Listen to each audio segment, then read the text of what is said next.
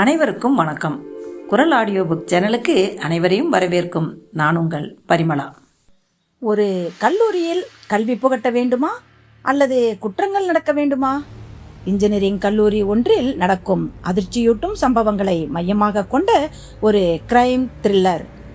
எழுத்தாளர் NC மோகன்தாஸ் அவர்களின் கடத்தலுக்கு ஒரு கல்லூரி விறுவிறுப்பான கிரைம் த்ரில்லர் ஆடியோ புக் இப்போது நமது சேனலில் கேட்டு மகிழுங்கள்.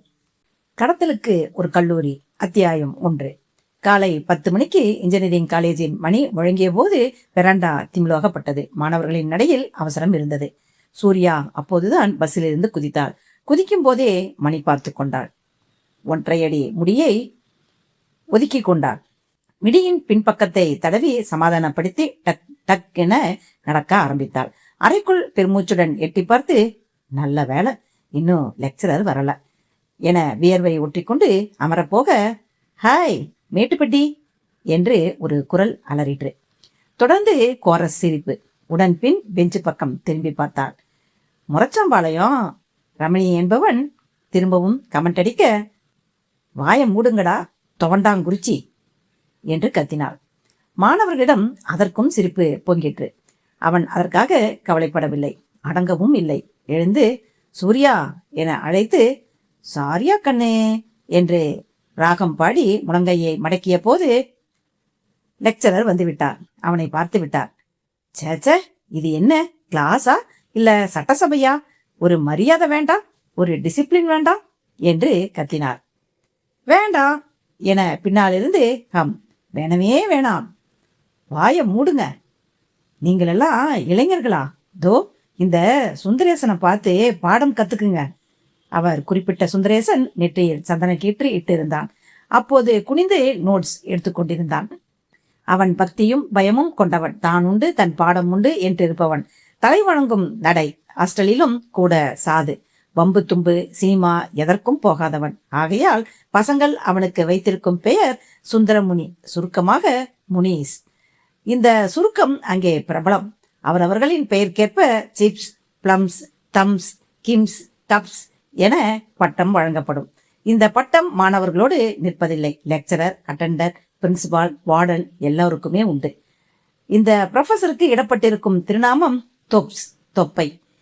மிஸ்டர் தொம்ஸ், ஓகே பாய்ஸ், அட்டெண்டன்ஸ் எடுத்துடலாமா என்று கேட்க, ஓ எடுக்கலாமே என்று கோரஸ். அட்டெண்டன்ஸ் பற்றி அவர் கவலைப்படுவதில்லை. அவருடைய வகுப்பில் ஸ்டூடெண்ட்ஸும் அப்படித்தான். அவரை பொறுத்தவரை கிளாஸுக்கு வராவிட்டாலும் பிரசன்ட் உண்டு. வந்துவிட்டால் தொந்தரவு பண்ணக்கூடாது. நாவல் படித்தாலும் சரி, தூங்கினாலும் சரி, அது பற்றி கவலை இல்லை. டிஸ்டர்ப் கூடாது. காலேஜ் என்பது பலருக்கு பொழுதுபோக்காய் இருக்கும். பணம் இருக்கும், சொத்திருக்கும், பெருமைக்கு வேண்டி படிக்க வந்திருக்கலாம். ஆனால் படித்தால்தான் உண்டு என்றிருக்கும் மாணவர்களின் படிப்பு இவர்களினால் கெட்டுவிடக் கூடாது என்பது அவரது பாலிசி. வரிசையாய் பெயர்களை அழைத்து கொண்டு வந்தார். ஜெயன், ஜெயன் என்று நிறுத்தினார். பதில் இல்லாமல் போகவே, ஜெயன் வரலையா? இல்ல சார். அவனுக்கு என்னாச்சு? ப்ராக்சி கொடுக்க கூட ஆள் இல்லையா? ஏன்பா ரமணி, நீயும் அவனும் தானே ரட்டவாளாயிற்றே, அவனுக்கு பிரசன்ட் போட்டு விடவா? வேணாம் சார். ஏன் வேணாம்ட்டான் சார்? அதுதான் ஏன்னு கேட்டேன். ஒரு சின்ன சிக்கல் சார். சின்னதுன்னா ஈஸியா அவிழ்த்து விடலாமே. என்னாச்சு சூர்யா, உனக்கும் தெரியுமா என்று கேட்க அவளுக்கு உப்பென வியர்த்தது. முகமெல்லாம் குங்குமம் பூசிக்கொண்டது. அத்தியாயம் 2. ஹாஸ்டல். காலேஜ் கேம்பஸ்குள்ளேயே ஆண்களுக்கு பெண்களுக்கு என்று தனித்தனி ஹாஸ்டல்கள் உண்டு. பெண்களின் ஹாஸ்டலில் நமக்கு அனுமதி இல்லை. ஆகவே ஆண்கள் பக்கம் நுழைவோம். நுழைவு வாயிலேயே அம்பு அம்பாய் பதித்த காம்பவுண்ட். வரவேற்பு வளையம் வைத்த மாதிரி ரோஜா பந்தல். முகப்பில் நினைந்தபடி ஒரு பெண் சிலை. அதன் மேல் மெலிசு மெலிசாய் சொரியும் நீர். அது அந்த ஏரியா முழுக்க குளுமை பரப்பிக் கொண்டிருந்தது. ராத்திரியில் தூங்குவது போதாது என்று வாட்ச்மேன் தன் கேபினில் அமர்ந்து அப்போதும் மயக்கத்தில்.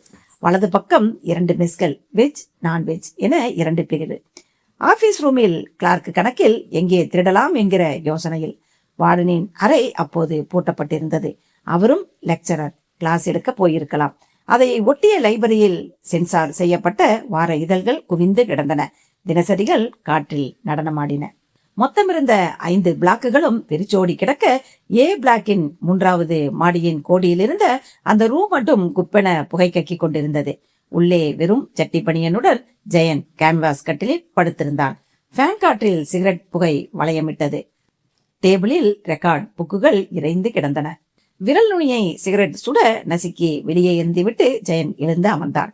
மூளையில் மண்பானை கசிந்து வியர்த்திருந்தது. கிளாஸ் எடுத்து அதை கவிழ்க்க காலி. கதவை திறந்து கொண்டு வெளியே வந்தான். வெராண்டாவில் துண்டு பொருத்தியபடி நின்று கொட்டாவி விட்டான். கைகளை தூக்கி முறுக்கினான். புல் செதுக்கும் பெண்களின் மார்புகள் பக்கவாட்டில் தெரிய அவற்றில் கவனம் போகவில்லை. இதே வேறு சமயமாயிருந்தால் இப்போது அதற்கான மூடெல்லாம் இல்லை. நேற்று லேபில் உடைத்த ஸ்பெக்ட்ரோ போட்டோமீட்டரின் மேலேயே இருந்தது. அது கிட்டத்தட்ட 7-8 லட்சம் ரூபாய் பெறும். உடைக்க வேண்டும் என்று உடைக்கவில்லை. காலையில் ரயில்வே ஸ்டேஷன் போய் பிகர்களை கலாட்டா பண்ண ஆரம்பிக்க போலீசுகள் வெளியூரிலிருந்து ஏதோ ஒரு மந்திரியின் வருகைக்காக தருவிக்கப்பட்டவர்கள் அவன் மேல் லத்தியை விளையாட விட்டனர். வெளியூர் ஆசாமிகள் என்பதால் ஒன்றும் செய்ய முடியாமல் போயிற்று. அந்த கடுப்பில் ஒயின் ஷாப்பில் கிக் ஏற்றி கொண்டது தவறு. அத்துடனே பிராக்டிக்கல் லேபிற்கு போனதும் அதைவிட பெரிய தவறு. கண்கள் தவள, கைவிரல்கள் தடுமாறி எலிமெண்ட் போட்டோமீட்டர் பனால். லேபிள் குடுவைகளும் பீக்கர்களும் உடைத்தல் சகஜம். அவையெல்லாம் அத்தனை உசத்தி இல்லை. அட்டெண்டரை கவனித்துக் கொண்டால் ஸ்டோர் ரூம்ல இருந்து புதிதாய் எடுத்து வந்து விடுவான். ஆனால் இங்கே அது நடக்காது. மொத்த லேபுக்கும் அது ஒன்றுதான். அதில்தான் எல்லோரும் அனலைஸ் பண்ண வேண்டும். மீட்டர் உடைந்ததுமே அவனது போதை தெளிந்து போயிற்று. கை கால்களில் நடுக்கம். நல்ல வேலை எவரும் பார்க்கவில்லை. நைசாய் நழுவி விடுவோம் என்று கிளம்பிய போது முனீஸ் வந்து விட்டான். பார்த்தும் விட்டான். அவன் ஒரு மாதிரி யோகியஸ்தன். பொய் பேசாத புறம்போக்கு.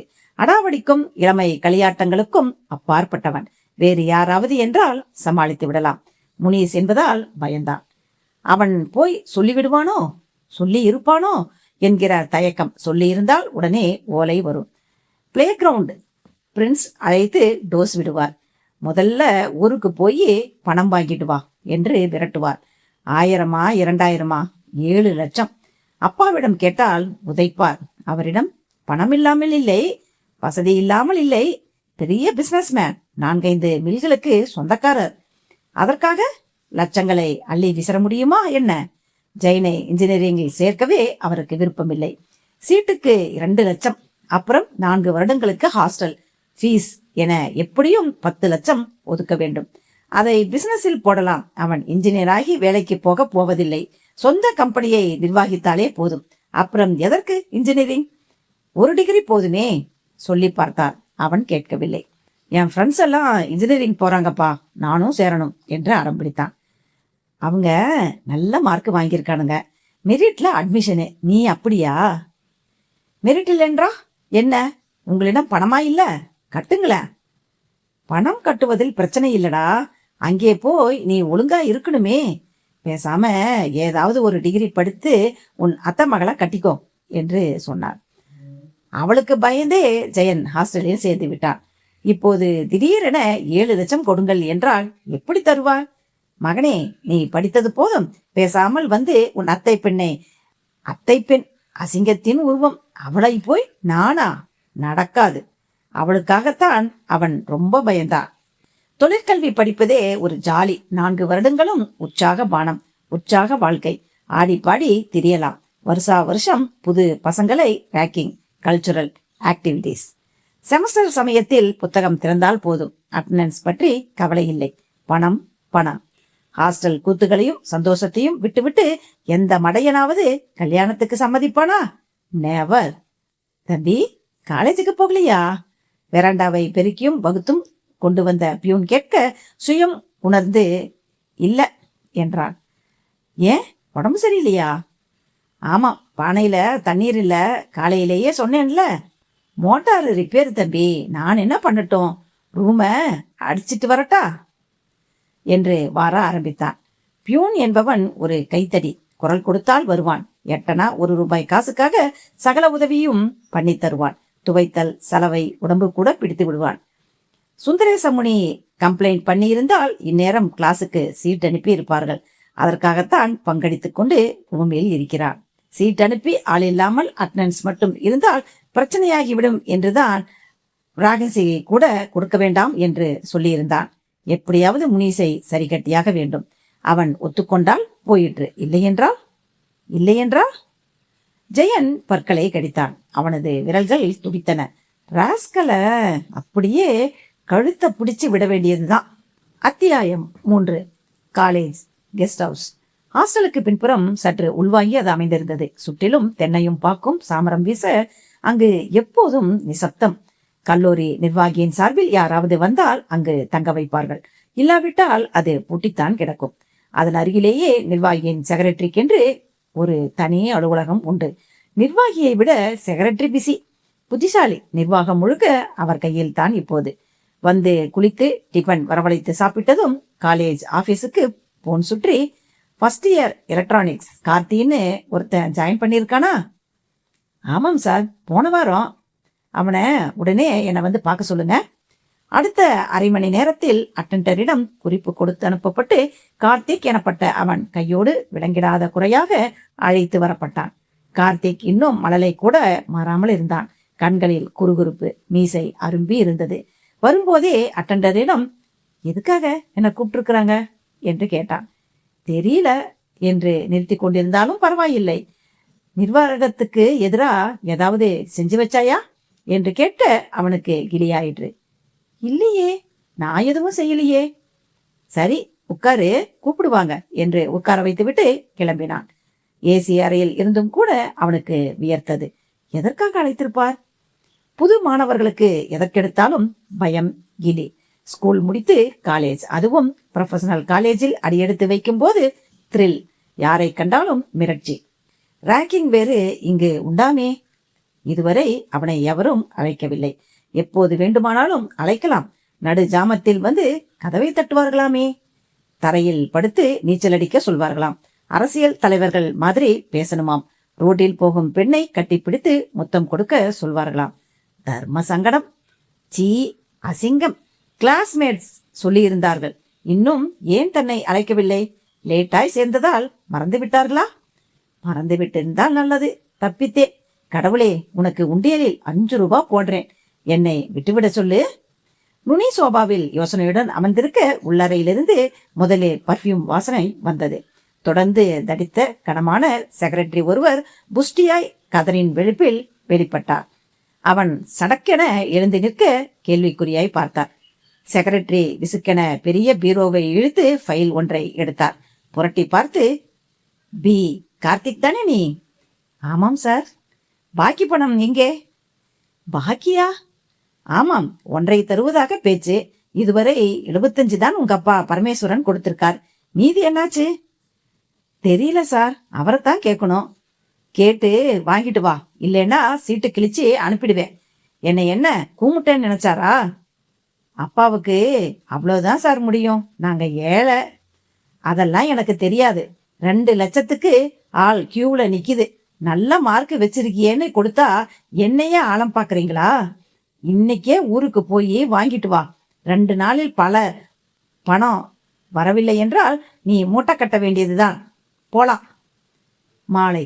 கார்த்திக் செக்ரட்டரியின் மிரட்டலில் ரொம்பவே மிரண்டு போயிருந்தான். ரூமுக்கு வந்து துணி மாற்றிக்கொண்டு அப்பா என்ன சொல்ல போகிறாரோ என்கிற குழப்பத்துடன் கிரவுண்டில் நடக்கும்போது அவனுடைய முதுகில் விசில் வந்து மோதிற்று. யோசனையுடன் திரும்பி பார்க்க சீனியர் மாணவன் ஒருவன், ஹலோ சார் என்று கை தட்டினான். இங்க வாங்க.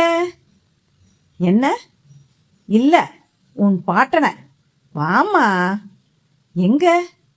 தலைவர் கூப்பிடுறாரு, உன்னை பார்க்கணுமா என்று மரத்தடியை காட்ட அங்கே 4-5 முரட்டு உருவங்கள் அமர்ந்திருந்தன. அவனுக்கு உடனே வியத்து போச்சு.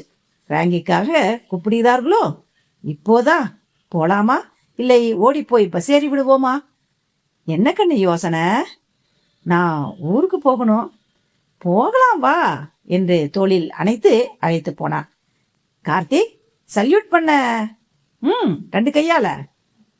அவன் சூட்கேஸை வைத்துவிட்டு கும்பிட சட்டென சூட்கேஸை எடுத்துக்கொண்டு, உள்ளே என்னமா இருக்கு என்று சிரித்தனர். அதுல ஒண்ணுமில்ல சார் என்று கைகளை நீட்டினான். கொடுத்துடுங்க. ஒண்ணுமில்லாததுக்கு எதுக்காம் பெட்டி? தூக்கி எரிஞ்சிடவா? ஐயோ வேண்டாம், அப்போ சாவி கொடு என்று தரும் வரை காத்திருக்காமல் அவனது பேண்ட் பையில் துளாவி எடுத்து திறந்தான். உள்ளே பேண்ட், ஷர்ட், பனியன், ஜட்டி. அட, இது என்னம்மா என்று புதிதாய் வாங்கப்பட்டிருந்த பிராவை காட்டி சிரித்தான். அவசர அவசரமாய் பிரித்து, இது யாருக்கு? மீச கூட முளைக்கல, அதுக்குள்ள லவ்வா? லவ் இல்ல, என் சகோதரிக்கு. சகோதரிக்கா? அம்மையாரின் சைஸ் என்னவோ, வயசு என்னவோ. கார்த்திக்கு எரிச்சலாய் வந்தது. வகையாய் மாட்டிக்கொண்டது புரிந்தது. ஊருக்கு போகும்போது இது என்ன அவஸ்தை? இதற்கு பெயர்தான் ரேக்கிங்கா? இவர்களிடமிருந்து எப்படியாவது தப்பித்தாக வேண்டும். எப்படி? சார், நான் அவசரமா ஊருக்கு போயிட்டு இருக்கேன். அவசரமா ஒண்ணுக்கு தான் போவாங்க. நீ என்று ஒருவன் சிரித்தான். தடியனுடன் எல்லோரும் சேர்ந்து கொண்டனர். சார், நான் ஊருக்கு போகலாம், என்ன அவசரம்? இப்போ போனாதான் ராத்திரி பஸ்ஸை பிடிக்க முடியும். ராத்திரியே போய் ஆக போறது என்ன? லவ்ஸு காத்துட்டு இருக்குமா? இந்த பிராவை போட்டு காட்டு. அவன் தயங்க, போடுறான்னா. அந்த மிரட்டல் கார்த்திகேயன் வயிற்றை கலக்கிற்று. ஏன் வம்பு என்று சட்டைக்கு மேலேயே போட்டுக்கொண்டு கண்களால் எரித்தான். என்னடி முறைக்கிற என்று குப்புசாமி கன்னத்தில் ஒரு தட்டு தட்டினான். குட், அப்படியே பெரியவங்க காலில் விழுந்து நமஸ்காரம் பண்ணிக்கமா. அவன் தயங்கி நிற்க, விழுடானா என்று பிடரியில் பிடித்து தள்ளப்பட்டான். தள்ளின வேகத்தில் ஒவ்வொருவரின் முன்பும் விழுந்து எழுவதற்குள் போதும் போதும் என்றாகிவிட்டது. நேரம் காலம் தெரியாத ஜென்மங்கள் ஒவ்வொருவரையும் நச்சு நச்சு என்று மூக்கில் குத்த வேண்டும் போல் இருந்தது. நன்றாயிரு மகனே, இந்த கிரவுண்டு எவ்வளோ நீளம் எவ்வளோ அகலம் இருக்கும்? தெரியல சார். காலேஜ்ல சேர்ந்திருக்கிற, தெரிஞ்சுக்க வேணாமா? நம்ம காலேஜ், நம்ம கிரவுண்டு, தெரிஞ்சுக்க விருப்பம் இருக்கா இல்லையா? இருக்கு. குட் பாய் என்று நாளங்களை குச்சி ஒன்றை ஒடித்து, இந்தா இதால மலமலன்னு அளந்துட்டு வந்துரு. 4 அங்குலத்தான் கிரவுண்டை அளப்பதா? நடக்கிற காரியமா? சார், நான் ஊருக்கு போகணும். ஊருக்கு போயிட்டு வந்து. அதுவும் சரிதான், பையன் போயிட்டே வந்துடட்டும். இந்தா பெட்டி. அவன் வாங்கி கொண்டு ஓட பார்க்க, வா ஒரு காபி சாப்பிட்டுட்டு போகலாமா? வேண்டாம் சார், தேங்க்ஸ். உனக்கு வேண்டாம்னா வற்புறுத்தல, எங்களுக்கு வேணும், வாமா. கேன்டீனில் டிவி கரகரத்து கொண்டிருந்தது. கிரிக்கெட்டர்கள் பந்தை ஆவி பறக்க தொடையில் தேய்த்து கொண்டிருந்தனர். உட்காரு கண்ணே என்று கார்த்திகை அமர வைத்துவிட்டு பசுபதி உள்ளே போனான். சற்று நேரத்தில் யூனிஃபார்ம் அணிந்த சர்வர் கை கொள்ளாமல் பிளேட்டுகளை சுமந்து கொண்டு வந்து பரப்பினான். அவற்றில் அல்வா, ஐஸ்கிரீம், மசால் தோசை, மசால் வடை, பூரி அமுங்கி இருந்தன. மெல்ல சாப்பிடுங்க, ஆனியன் ரவா வெந்துகிட்டு இருக்குது. பாதாம் கீர் இதோ கொண்டு வரேன். அவனை பார்க்க வைத்து எல்லோரும் சப்பு கொட்டி சாப்பிட்டனர். கார்த்திக்கு பசித்தது, ஆனாலும் கூட சாப்பிட தோன்றவில்லை. எப்படியாவது ஆளை விட்டால் போதும். கண்ணா, பாதாம் கீர் சாப்பிடுமா? வேணாம் சார், தலைவர் சொல்றாருல்ல. சட்டனா வாங்கி குடித்து விட்டு வாட்சை பார்த்தான். ஏமா, பில்லு எவ்வளோ ஆச்சு? 140 ரூபாய் சார். சரியா கணக்கு போட்டாயா? அப்புறம் நாளைக்கு குறை சொல்லக்கூடாது. சரிதான் சார், பில்ல இந்த சார்கிட்ட வாங்கிக்கிங்க என்று எழுந்தனர். கார்த்தி கொடுத்துரு. அவனுக்கு திக்கென்று இருந்தது. பையில் பஸ்ஸுக்கு போக 5ஓ 10ஓ தான் இருக்கும். என்னப்பா ஜெம்மாயிட்ட? அதாவது இஞ்சி தின்ற. என்கிட்ட அவ்வளோ காசு இல்லை. அப்புறம் எதுக்கு ட்ரீட் தர்றேன்னு கூட்டிட்டு வந்தியா? நானா கூட்டிட்டு வந்தேன்? சரி சரி, அதெல்லாம் இப்போ ஏன்? மணி என்ன? 6:30.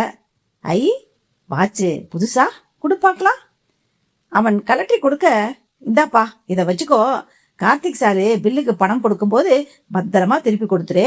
என்ன கார்த்திக், கிளம்புமா, அப்புறம் ராத்திரி பஸ்ஸு போயிடும். பிராபத்திரம். அத்தியாயம் 4. லைப்ரரியில் நிசப்தம் நிலவிற்று. டியூப்லைட்டுடன் பூச்சிகள் யுத்தம் நடத்தி கொண்டிருந்தன. லைப்ரேரியன் கடிகாரத்தையே பார்த்து கொண்டிருந்தான். ஆளில்லாத பகுதிகளில் லைட்டையும் ஃபேனையும் நிறுத்தி புத்தகங்களை ஒழுங்குபடுத்தினான். பகல் முழுவதும் ரூமில் அடைந்து கிடந்ததில் ஜெயனுக்கு போர் அடித்தது. சும்மா காற்றாடி வரலாம் என்று அந்த பக்கம் வந்தபோது சூர்யா ஜன்னல் வழியே லைப்ரரியில் தெரிந்தாள். அவனை பார்த்ததும் ஜெயனது முகம் மலர்ந்தது. சு சு என்று சைகை காட்டினான். அவள் நிமிரவே, வெளியே வா. அவனை பார்த்ததும் அவளுக்கும் உற்சாகமாயிற்று. புத்தகத்தை மூடி வைத்துவிட்டு வெளியே வந்தாள். எங்க இந்த பக்கம்? பசிச்சதே, சாப்பிட்டுட்டு போலாம்னு வந்தேன் என்று சிரித்தாள். லைப்ரரிக்கு வேறு எதுக்கு வருவாங்களாம்? ஆமா, நீ ஏன் கிளாஸுக்கு வரல? தலைவலி. தலைவலி மட்டும்தானா இல்ல என்று கழுத்தில் கையை வைத்து பார்த்தாள். சே, கருமம் கருமம், நாத்தம். குடிச்சியா? ஏன் இப்படி கெட்டு போற என்று கூடவே நடந்தாள். இன்னைக்கு கிளாஸ்ல ஒரே கலாட்டா. இந்த ரமணிய கொஞ்சம் கண்டிச்சு வைப்பா, கண்ணா பின்னான்னு கமெண்ட் அடிக்கிறான். அப்புறம் நாம பழகிறது தொப்ஸுக்கு தெரியுமா? கிளாஸ்ல ஒருத்தரை ஒருத்தர் கண்ணோடு கண் நோக்குவதையும் புன்னகைப்பதையும் பார்த்திருப்பான். ஏன், என்ன விஷயம்? நீ வரலன்னதும் எங்க போறான்னு என்ன விசாரிக்கிறாரு. இனிமே ஜாக்கிரதையா நடந்துக்கணும். ஆமாம், அதுதான் நல்லது. இனி என்னோட பேசாத. என்ன? சீ, சும்மா சொன்னேன், கோவமா? அதற்குள் ஏ ஜெயன் என்று அழைப்பு வர திரும்பி பார்த்தான். ரமணி அவசரமாய் அவனை நோக்கி வருவது தெரிய, சூர்யா, நேரமாச்சு, நான் ஹாஸ்டலுக்கு போறேன் என்று நழுவினாள். ஏய், உன்னை எங்கெல்லாம் தேடுறது? உனக்கு விஷயம் தெரியுமா? ரமணி சூர்யாவை பார்த்தபடி கேட்டான். என்ன? நீ போட்டோ மீட்டரை உடைச்ச விவரம் பிரின்ஸுக்கு தெரிஞ்சு போச்சு. எப்படியா? யார் சொல்லியிருப்பாங்க? வேறு யாரு? அந்த முனீஸ் தான். அப்போ பயந்தபடியே ஆயிருச்சா? வா, அவனை சும்மா விடக்கூடாது. ஆமாண்டா, பாவம் பாவம்னு பார்த்தா ரொம்பவே எகிர்றானே. யார் இதை உடைத்தா இவனுக்கு என்னவா? இருவரும் ஹாஸ்டலை நோக்கி ஆவேசத்துடன் நடந்தனர். பிளாக்கில் அங்கங்கே விளக்குகள் மின்னின. ஹாஸ்டலில் மாலை 6:30 8 வரை ஸ்டடி டைம். படிக்கிறார்களோ இல்லையோ விளக்குகள் எரிந்தாக வேண்டும். வார்டன் ரோல் கால் வருவார். ஆளில்லாத அறையில் மீட் மீ இமீடியட்லி என எழுதிவிட்டு போய்விடுவார். போனால் அரை மணி நேரம் அட்வைஸ் பண்ணி 10 ரூபாய் ஃபைன். ஃபைனை கூட பொறுத்து கொள்வார். அட்வைஸுக்கு தான் மாணவர்கள் அஞ்சுவார்கள். சுந்தரேசன் இதுவரை எந்த விஷயத்துக்கும் ஃபைன் கட்டியதில்லை. படிக்கும் நேரத்தில் படிப்பு, தூங்கும் நேரத்தில் தூக்கம், சாப்பிடும் நேரத்தில் சாப்பாடு. பலருக்கும் இது சரிப்பட்டு வருவதில்லை. முரண்பட்டு செய்வதிலேயே குறியாயிருப்பர். படிக்கும் நேரத்தில் தூங்குவர், தூங்கும் நேரத்தில் எழுந்து படிப்பார், சாப்பாட்டு நேரத்தில் குடியல். ஜெயனும் ரமணியும் ஸ்டடி. அவர் முடியட்டும் என்று காத்திருந்தனர். 8 மணிக்கு பெல் ஒலித்ததும் வராண்டாவில் சலசலப்பு. அவரவர் மெஸ்ஸுக்கு படையெடுக்க அவனது அறையை நோக்கி நடந்தனர். சுந்தரேசன் புத்தகத்தை மூடி வைத்தான். சாமி படத்திடம் போய் விளக்கை அணைத்துவிட்டு விபூதி எடுத்து நெற்றியில் இட்டுக்கொண்டு கதவை மூடப்போன போது ஜெயன் அவனை வேகமாய் கட்டிலில் தள்ளினான். போட்டோ மீட்டர் உடைச்சேன்னு கம்ப்ளைண்ட் பண்ணினியா? இல்லையே. அப்புறம் எப்படி பிரின்ஸ் வர விஷயம் போச்சு? எனக்கு தெரியாது, கையெடுடா என்று எழ பார்க்க சட்டையை கொத்தாய் பிடித்து அவனை சுவரோடு நச்சென்று இடித்தான். நீ இல்லேன்னா அப்புறம் யாரு? சொல்றா ராஸ்கல். சட்டை கழுத்தை இருக்கவே அவனுக்கு மூச்சு திணறிற்று. திடீர் தாக்குதல் செயலிழக்க வைத்தது. ஏய், விடுடா விடுடா நாயே. அப்போ உண்மையை ஒப்புக்க.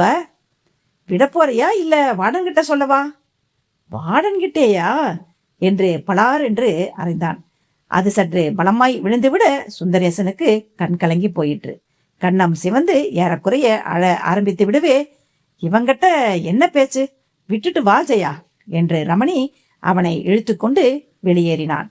வெஜிடேரியன் மெஸ் டிவியில் அறுவை நாடகம். அப்போது 10வது முறையாக அறுவடை செய்யப்பட்டு கொண்டிருந்தது. பசங்கள் லுங்கியும் துண்டும் அல்லது பளிச்சென டைட் பேண்ட்டும் பனியனுமாய் பெஞ்சில் சரிந்திருந்தனர். காலையிலும் இரவிலும் கம்பல்சரியாய் டிஃபன் தான். அன்றைய மெனு பூரி. டிஃபன் கூட அங்கு அன்லிமிட்டெட் என்பதால் அடுப்படியிலிருந்து வர வர முன்னிருக்கைக்காரர்கள் பதுக்கிக் கொண்டே இருந்தனர். லேட்டாவது பற்றி எவருக்கும் கவலை இல்லை. எப்போது போனாலும் பதார்த்தம் சூடாக வேண்டும். அதுதான் தாமதத்துக்கு காரணம். சூடுதானே வேண்டும். இதோ என முன்பே அடுக்கி வைக்கப்பட்டிருக்கும் சப்பாத்தி தோசைகள் திரும்ப சூடாக்கப்பட்டு லைனுக்கு வருவதும் உண்டு.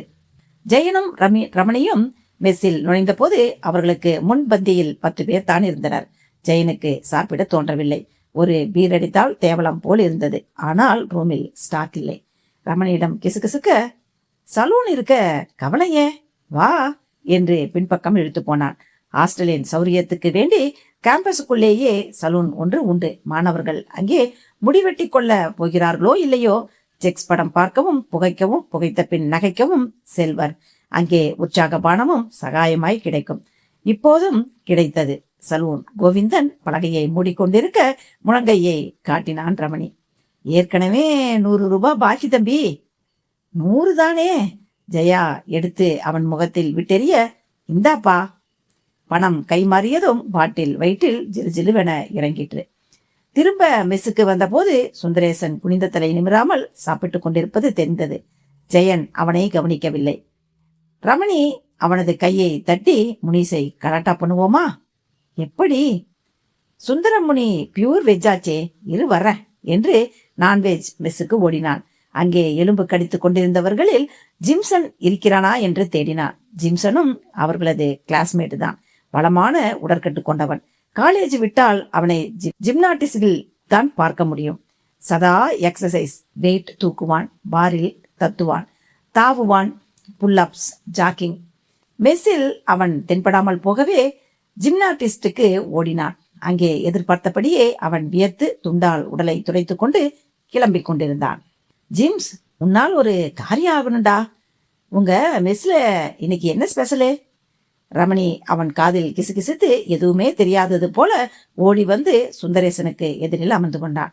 5 நிமிட அவகாசத்தில் ஜெயனும் ரமணியும் சாதுவாய் சாப்பிட்டுக் கொண்டிருக்க சுந்தரேசன் ஓ ஓ என்று உமட்டுவது, கையை உதறிக்கொண்டு வயிற்றை பிடித்துக்கொண்டு வெளியே ஓடி வாந்தி எடுப்பதும் சம்பவித்தது. மற்றவர்கள் என்ன நடந்தது, ஏன் வாந்தி என்று புரியாமல் ஒருவரை ஒருவர் பார்த்து கொண்டிருக்க அவர்கள் இருவருக்கும் நமட்டு சிரிப்பில் மிதந்தனர். முனிக்கு நல்லா வேணும். சர்வர் பயந்து போய், என்னாச்சு தம்பி என்று பரிவுடன் கேட்க சுந்தரேசன் ஆவேசத்துடன் அவனது சட்டையை பற்றி, எப்படிடா மசாலாவுல கோழிக்கால் வந்துச்சு சொல்லு என்று அறைந்தான். சுந்தரேசன் அத்தனை ஆவேசப்படுவான் என்று எவருமே நினைக்கவில்லை. அவன் அழுது கொண்டு சர்வரின் சட்டை பட்டனை பீத்து, சொல்லுடா, குருமாவுல சிக்கனை கலந்தது யாரு? சிக்கனா? எனக்கு எதுவும் தெரியாது என்று அவன் விழித்தான். என்ன விஷயம் என்று கேட்டு பரிவு காட்டியதற்கு, இந்த தண்டனையா? உனக்கு தெரியாம எப்படி? நீதானே பரிமாறின என்று எட்டி உதைக்க அரவம் கேட்டு கூட்டம் கூடிற்று. வேடிக்கை பார்ப்பதற்கு சுவாரஸ்யம் ஆயிற்று. சண்டை சச்சரவென்றால் கேட்கவா வேண்டும்? சுந்தரேசனா, அவனா இப்படி நடந்து கொள்கிறான் என்று எல்லோரும் ஆச்சரியப்பட்டார்கள். தவிர ஒருத்தரும் விளக்க முன்வரவில்லை. கடைசியில் சர்வர்கள் ஓடி வந்து விலக்கி விவரம் அறிந்த பின்பு அவர்களுக்குள் ஒப்பந்தமாகி, நாங்கள் என்ன உன் வீட்டு வேலைக்காரர்களா, எப்படி எங்கள் மேல் கை நீட்டலாம் என்று அங்கேயே தர்ணா செய்ய ஆரம்பித்து விட்டனர். இலையின் முன்பு அமர்ந்திருந்தவர்களுக்கு பொறுமை இல்லை. டம்ளர்களை சுவரில் தட்டி தாளம். அதற்கேற்றபடி சிலர் ஆட கிளம்பினர். அம்மா, தாயே, பசி உயிர் போகுதம்மா. ஆமாமா என கோரஸ். தாளம் போட்ட டம்ளர்கள் டியூப்லைட்டின் மீதும் டிவி மீதும் வீசப்பட்டு கண்ணாடி செல்கள் கலகலத்தன. சர்வர்கள் வாசலில் இருந்து எழுவதாய் தெரியவில்லை. பசங்கள் எச்சில் கையுடன் ஓடி தண்ணீரை கவிழ்த்து விட்டனர். குருமா தரையில் சத அடுப்படியில் எண்ணெய் தண்ணீர் ஊற்றப்பட்டு குப்பென புகை, இறைச்சல். விஷயமறிந்து வார்டன் வருவதற்குள் சுந்தரேசன் தன் ரூமுக்கு போயிருந்தான். பசங்களை வார்டன் முறைத்து, எல்லாம் என்ன பண்ணிக்கிட்டு இருக்கீங்க என்று கத்தினார். எங்களுக்கு சர்வ் பண்ணாமல் இவர்கள். ஏன்பா, என்ன நடந்தது? அவர்கள் சொல்ல, அப்படியா, நான் அவனை கண்டிக்கிறேன், தயவு செஞ்சு எழுந்து போய் வேலையை பாருங்க. முடியாது, அவனை மன்னிப்பு கேட்க சொல்லுங்க. சொல்றேன். சுந்தரேசன் சாதுவாயிற்றே, ஏன் அப்படி நடந்து கொண்டான்? குருமாவுல சிக்கன் கிடந்தது உண்மையா? தெரியாது. உடன் அவனது இலை ஆராயப்பட்டு சிக்கன் துண்டுகள் கண்டுபிடிக்கப்பட்டன. வார்டன் அந்த சர்வரை அழைத்து, இதற்கென்ன பதில் சொல்கிறாய் என்று கர்ஜித்தார். சத்தியமா எனக்கு தெரியாது சார். உனக்கு தெரியாம எப்படி? செய்யறதையும் செஞ்சுட்டு வேலை செய்ய மாட்டோம்னு உட்கார்ந்துட்டு இருந்தா எப்படியா? போங்க, போய் வேலையை பாருங்க. அவர்கள் பதில் சொல்லாமல் அமர்ந்திருக்க பிரச்சனையை வளர்த்தாமல் போவது நல்லது. இல்லை என்றால் சீட்டை கிழிப்பது ஈஸியா இருக்கலாம். கை நீட்டி அடிச்ச பையனை கண்டிக்க முடியுமா உங்களால்? கண்டிக்கிறோம்ப்பா, அவன் சாது, நல்ல பையனாச்சேன்னு தான் யோசிக்கிறேன். போய் வேலையை பாருங்க. அத்தியாயம் 5. சியர்ஸ் கம்பெனியின் அலுவலகம் மெயின் பஜாரின் அரவத்தை பொருட்படுத்தாமல் ஓங்கி உயர்ந்திருந்தது. 10 மாடிகள் அடுக்கப்பட்ட கட்டிடத்தில் 5வது ஃப்ளோர் மட்டும் அவர்களுக்கு சொந்தம். சியர்ஸ் என்பது பரபரப்பாய் விற்பனையாகும் குளிர்பானம். கண்ணாடி தடுப்புக்குள் ஹால் விசாலமாய் இருந்தது. ஏசியிலும் பொன்னிற ஒளியிலும் வரவேற்பு பெண் மினுமினுப்பாய் தெரிவித்தாள். இன்டர்காம் 4 நொடிக்கொரு தரம் சினிங்கி அலுவலகத்தின் பிசியை உணர்த்திற்று. சற்று நேரத்தில் 4-5 பேர் சூழ பரமேஸ்வரன் வெளிப்பட்டு அவர்களுக்கு சிரித்து கை கொடுத்து அனுப்பிவிட்டு கார்த்திக்கை கவனித்ததும், நீ எப்போ வந்த என்று கேட்டார். 1 மணி நேரம் ஆயிற்று என்று ரிசப்ஷனிஸ்டை உக்கிரகத்துடன் பார்த்தார். ஏன் உள்ளே விடவில்லை என்று அவளை திட்டுவார் அப்பா என்று எதிர்பார்த்தவனுக்கு ஏமாற்றம். வாயையே திறக்கவில்லை. அவருக்கு என்ன பிரச்சனையோ, என்ன டென்ஷனோ. உள்ளவா என்று அழைத்து போனார். அவனை அமர வைத்துவிட்டு போனை அரவணைத்துக் கொண்டார். இடைப்பட்ட நேரத்தில், காலேஜ் எல்லாம் எப்படி இருக்கு?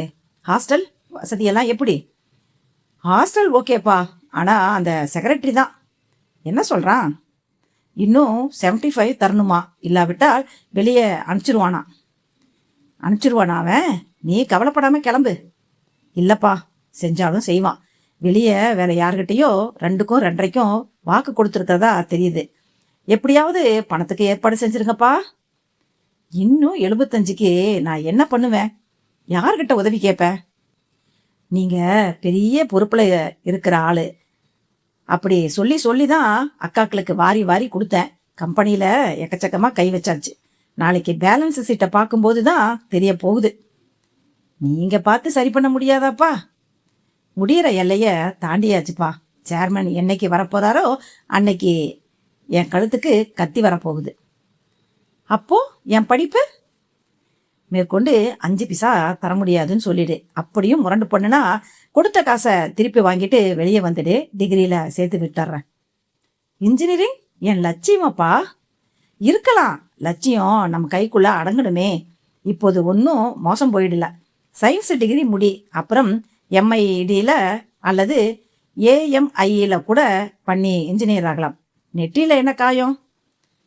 கார்த்திக் அதை தடவி கொண்டானே தவிர சொல்லவில்லை. நேற்று பப்ஸும் சிப்ஸும் தரையில் நீச்சல் அடிக்க சொன்னதன் சிராய்ப்பு அதையெல்லாம் இவரிடம் எதற்காக சொல்ல வேண்டும்?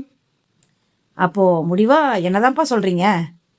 அப்போது இன்டர்காம் கரைந்தது. எடுத்து எஸ் என்றதும், டெல்லியிலிருந்து சேர்மன் சார் என்றார் ஆபரேட்டர். கனெக்ஷனை கொடு என்று வியந்தார். Hello sir. Okay fine. ஆடிட்டிங்கா? ஓவர். பேலன்ஸ் ஷீட்டா ரெடி பண்ணிடலாம் சார் என்று கர்ச்சிப்பால் நெற்றியை ஊற்றிக்கொண்டார். மிஸ்டர் பரமேஸ்வரன், என் பொண்ணு பிரபா MBA முடிச்சுட்டு பிசினஸ் என்றா ஆசைப்படுறா. நீங்க தான் அவளுக்கு ட்ரைனிங் பண்ணணும். Sure sir. கம்பெனி கணக்கு வழக்குகளையும் பிரபா பார்க்க விரும்புகிறா. அதுக்கும் ஏற்பாடு பண்ணிடுங்க. கண்டிப்பா சார். மேடம் எப்போ வர்றாங்க? இன்னும் 4 நாட்களில் ஃப்ளைட்டில் வர்றாளா இல்லை தோழிகளோட சேர்ந்து ரயிலில் வர்றாளாங்கிறது அப்புறமா சொல்கிறேன். ஐயா எப்போ வர்றீங்க சார்? தெரியல. நாளைக்கு ஸ்டேட்ஸ் போகிறேன். திரும்புறதுக்கு 2-3 வாரங்கள் கூட ஆகலாம். பிரபாவை ரிசீவ் பண்ணி அவளுக்கு தங்கறதுக்கு சுற்றி பார்க்கறதுக்கெல்லாம் வேண்டிய ஏற்பாடுகளை செஞ்சு கொடுங்க. டன் சார் என்று போனை வைத்த போது அவரது முகம் கருத்திருந்தது. விரல்களில் நடுக்கம். பயந்தபடியே கத்தி கழுத்துக்கு வந்து கொண்டிருந்தது. என்னப்பா சொல்றீங்க? சேர்மனோட பொண்ணு வர்றா நிர்வாகம் பண்றதுக்கு. பொண்ணுன்னா? புதுசா MBA முடிச்சிருக்கா. கம்பெனி பத்தி அவங்களுக்கு என்ன தெரியும்? தெரியாததுதான் பிரச்சனையே. ஃபண்டமெண்டல்ல இருந்து ஆரம்பிப்பா. அப்போ எல்லாமே விகற்பமாய் தெரியும். குறைகள் கண்களை உறுத்தும். இளரத்தம் பாரு, எல்லாத்தையும் குறைய சொல்லும். எப்படி அவளை ஹேண்டில் பண்ண போறோனோ தெரியல. பிரபாவை அவாய்ட் பண்ண முடியாதாப்பா? கார்த்திக், அந்த கவலை உனக்கு எதுக்கு? நீ கிளம்பு. செக்ரட்டரிய சரி பண்ண பாரு. சரிப்பட்டு வரலன்னா கொடுத்த படத்தை திரும்ப வாங்கிக்கிட்டு ஒதுங்கிடு. கார்த்திக் வேண்டா வெறுப்புடன் அங்கிருந்து வெளியேறினான். அத்தியாயம் 6. Principal room. அவர் தன் பிளே கிரவுண்டை சுகமாய் தடவிக்கொண்டு ஃபைல் பார்த்து கொண்டு அதே நேரத்தில் போனுக்கும் பதில் சொல்லி கொண்டிருந்த போது கதவு மரியாதை நிமித்தம் தட்டப்பட்டது. எஸ். அட்டெண்டர் பவியத்துடன் நுழைய, அந்த ஜெயனை கூட்டிட்டு வர சொன்னனே, என்னாச்சு? அவன் லீவாம் சார். ஏ? சிக்காம். ஆவுன்னா சிக்கு வந்துருமே. இப்போ எங்க இருக்கானாம்? ஹாஸ்டல்ல தான் சார். உடனே போனை சுற்றி ஹாஸ்டல் ஆபீஸை பிடித்து, ஃபைனல் இயர் ஜெயனை உடனே என்னை வந்து பார்க்க சொல்லுங்க அடுத்த 15வது நிமிடம் ஜெயன் கைது செய்யப்படாத குறையாய் தள்ளி கொண்டு வரப்பட்டான். இது என்ன, காலேஜா இல்ல பிளே கிரவுண்டா என்று அவர் கத்தினதும் அவன் பார்வை பிரின்சியின் தலைமேல் பதிந்தது. கடத்தலுக்கு ஒரு கல்லூரி. அட்டெண்டர் சட்டென எழுந்த சிரிப்பை அடக்கி கொண்டார். போட்டோ மீட்டரை உடைச்சையாமே. ஜெயன் மௌனம் காத்தான். உடைச்ச மீட்டருக்கு என்ன செய்ய போற? அதோட விலை 10 லட்சம். 10ஆ? பாவிகளா, புது மீட்டரே 7 தான், மீதி 3 உங்க கமிஷனா? கமான் சொல்லு, எப்ப கட்ட போற? 10 அதிகம் சார். உங்க அப்பாவுக்கு என்ன கோடீஸ்வர? அப்போ உங்க மண்டைய கூட உடைக்கலாங்கிறீங்களா? அமௌண்ட்டை நீ ஸ்ட்ரெச்சில் கட்டணுங்கிற அவசியம் இல்லை. டேர்ம் ஃபீஸோட சேர்த்து 3 இன்ஸ்டால்மெண்ட்ல கட்டிரு. உங்க அப்பாவுக்கு விவரம் எழுதியாச்சு.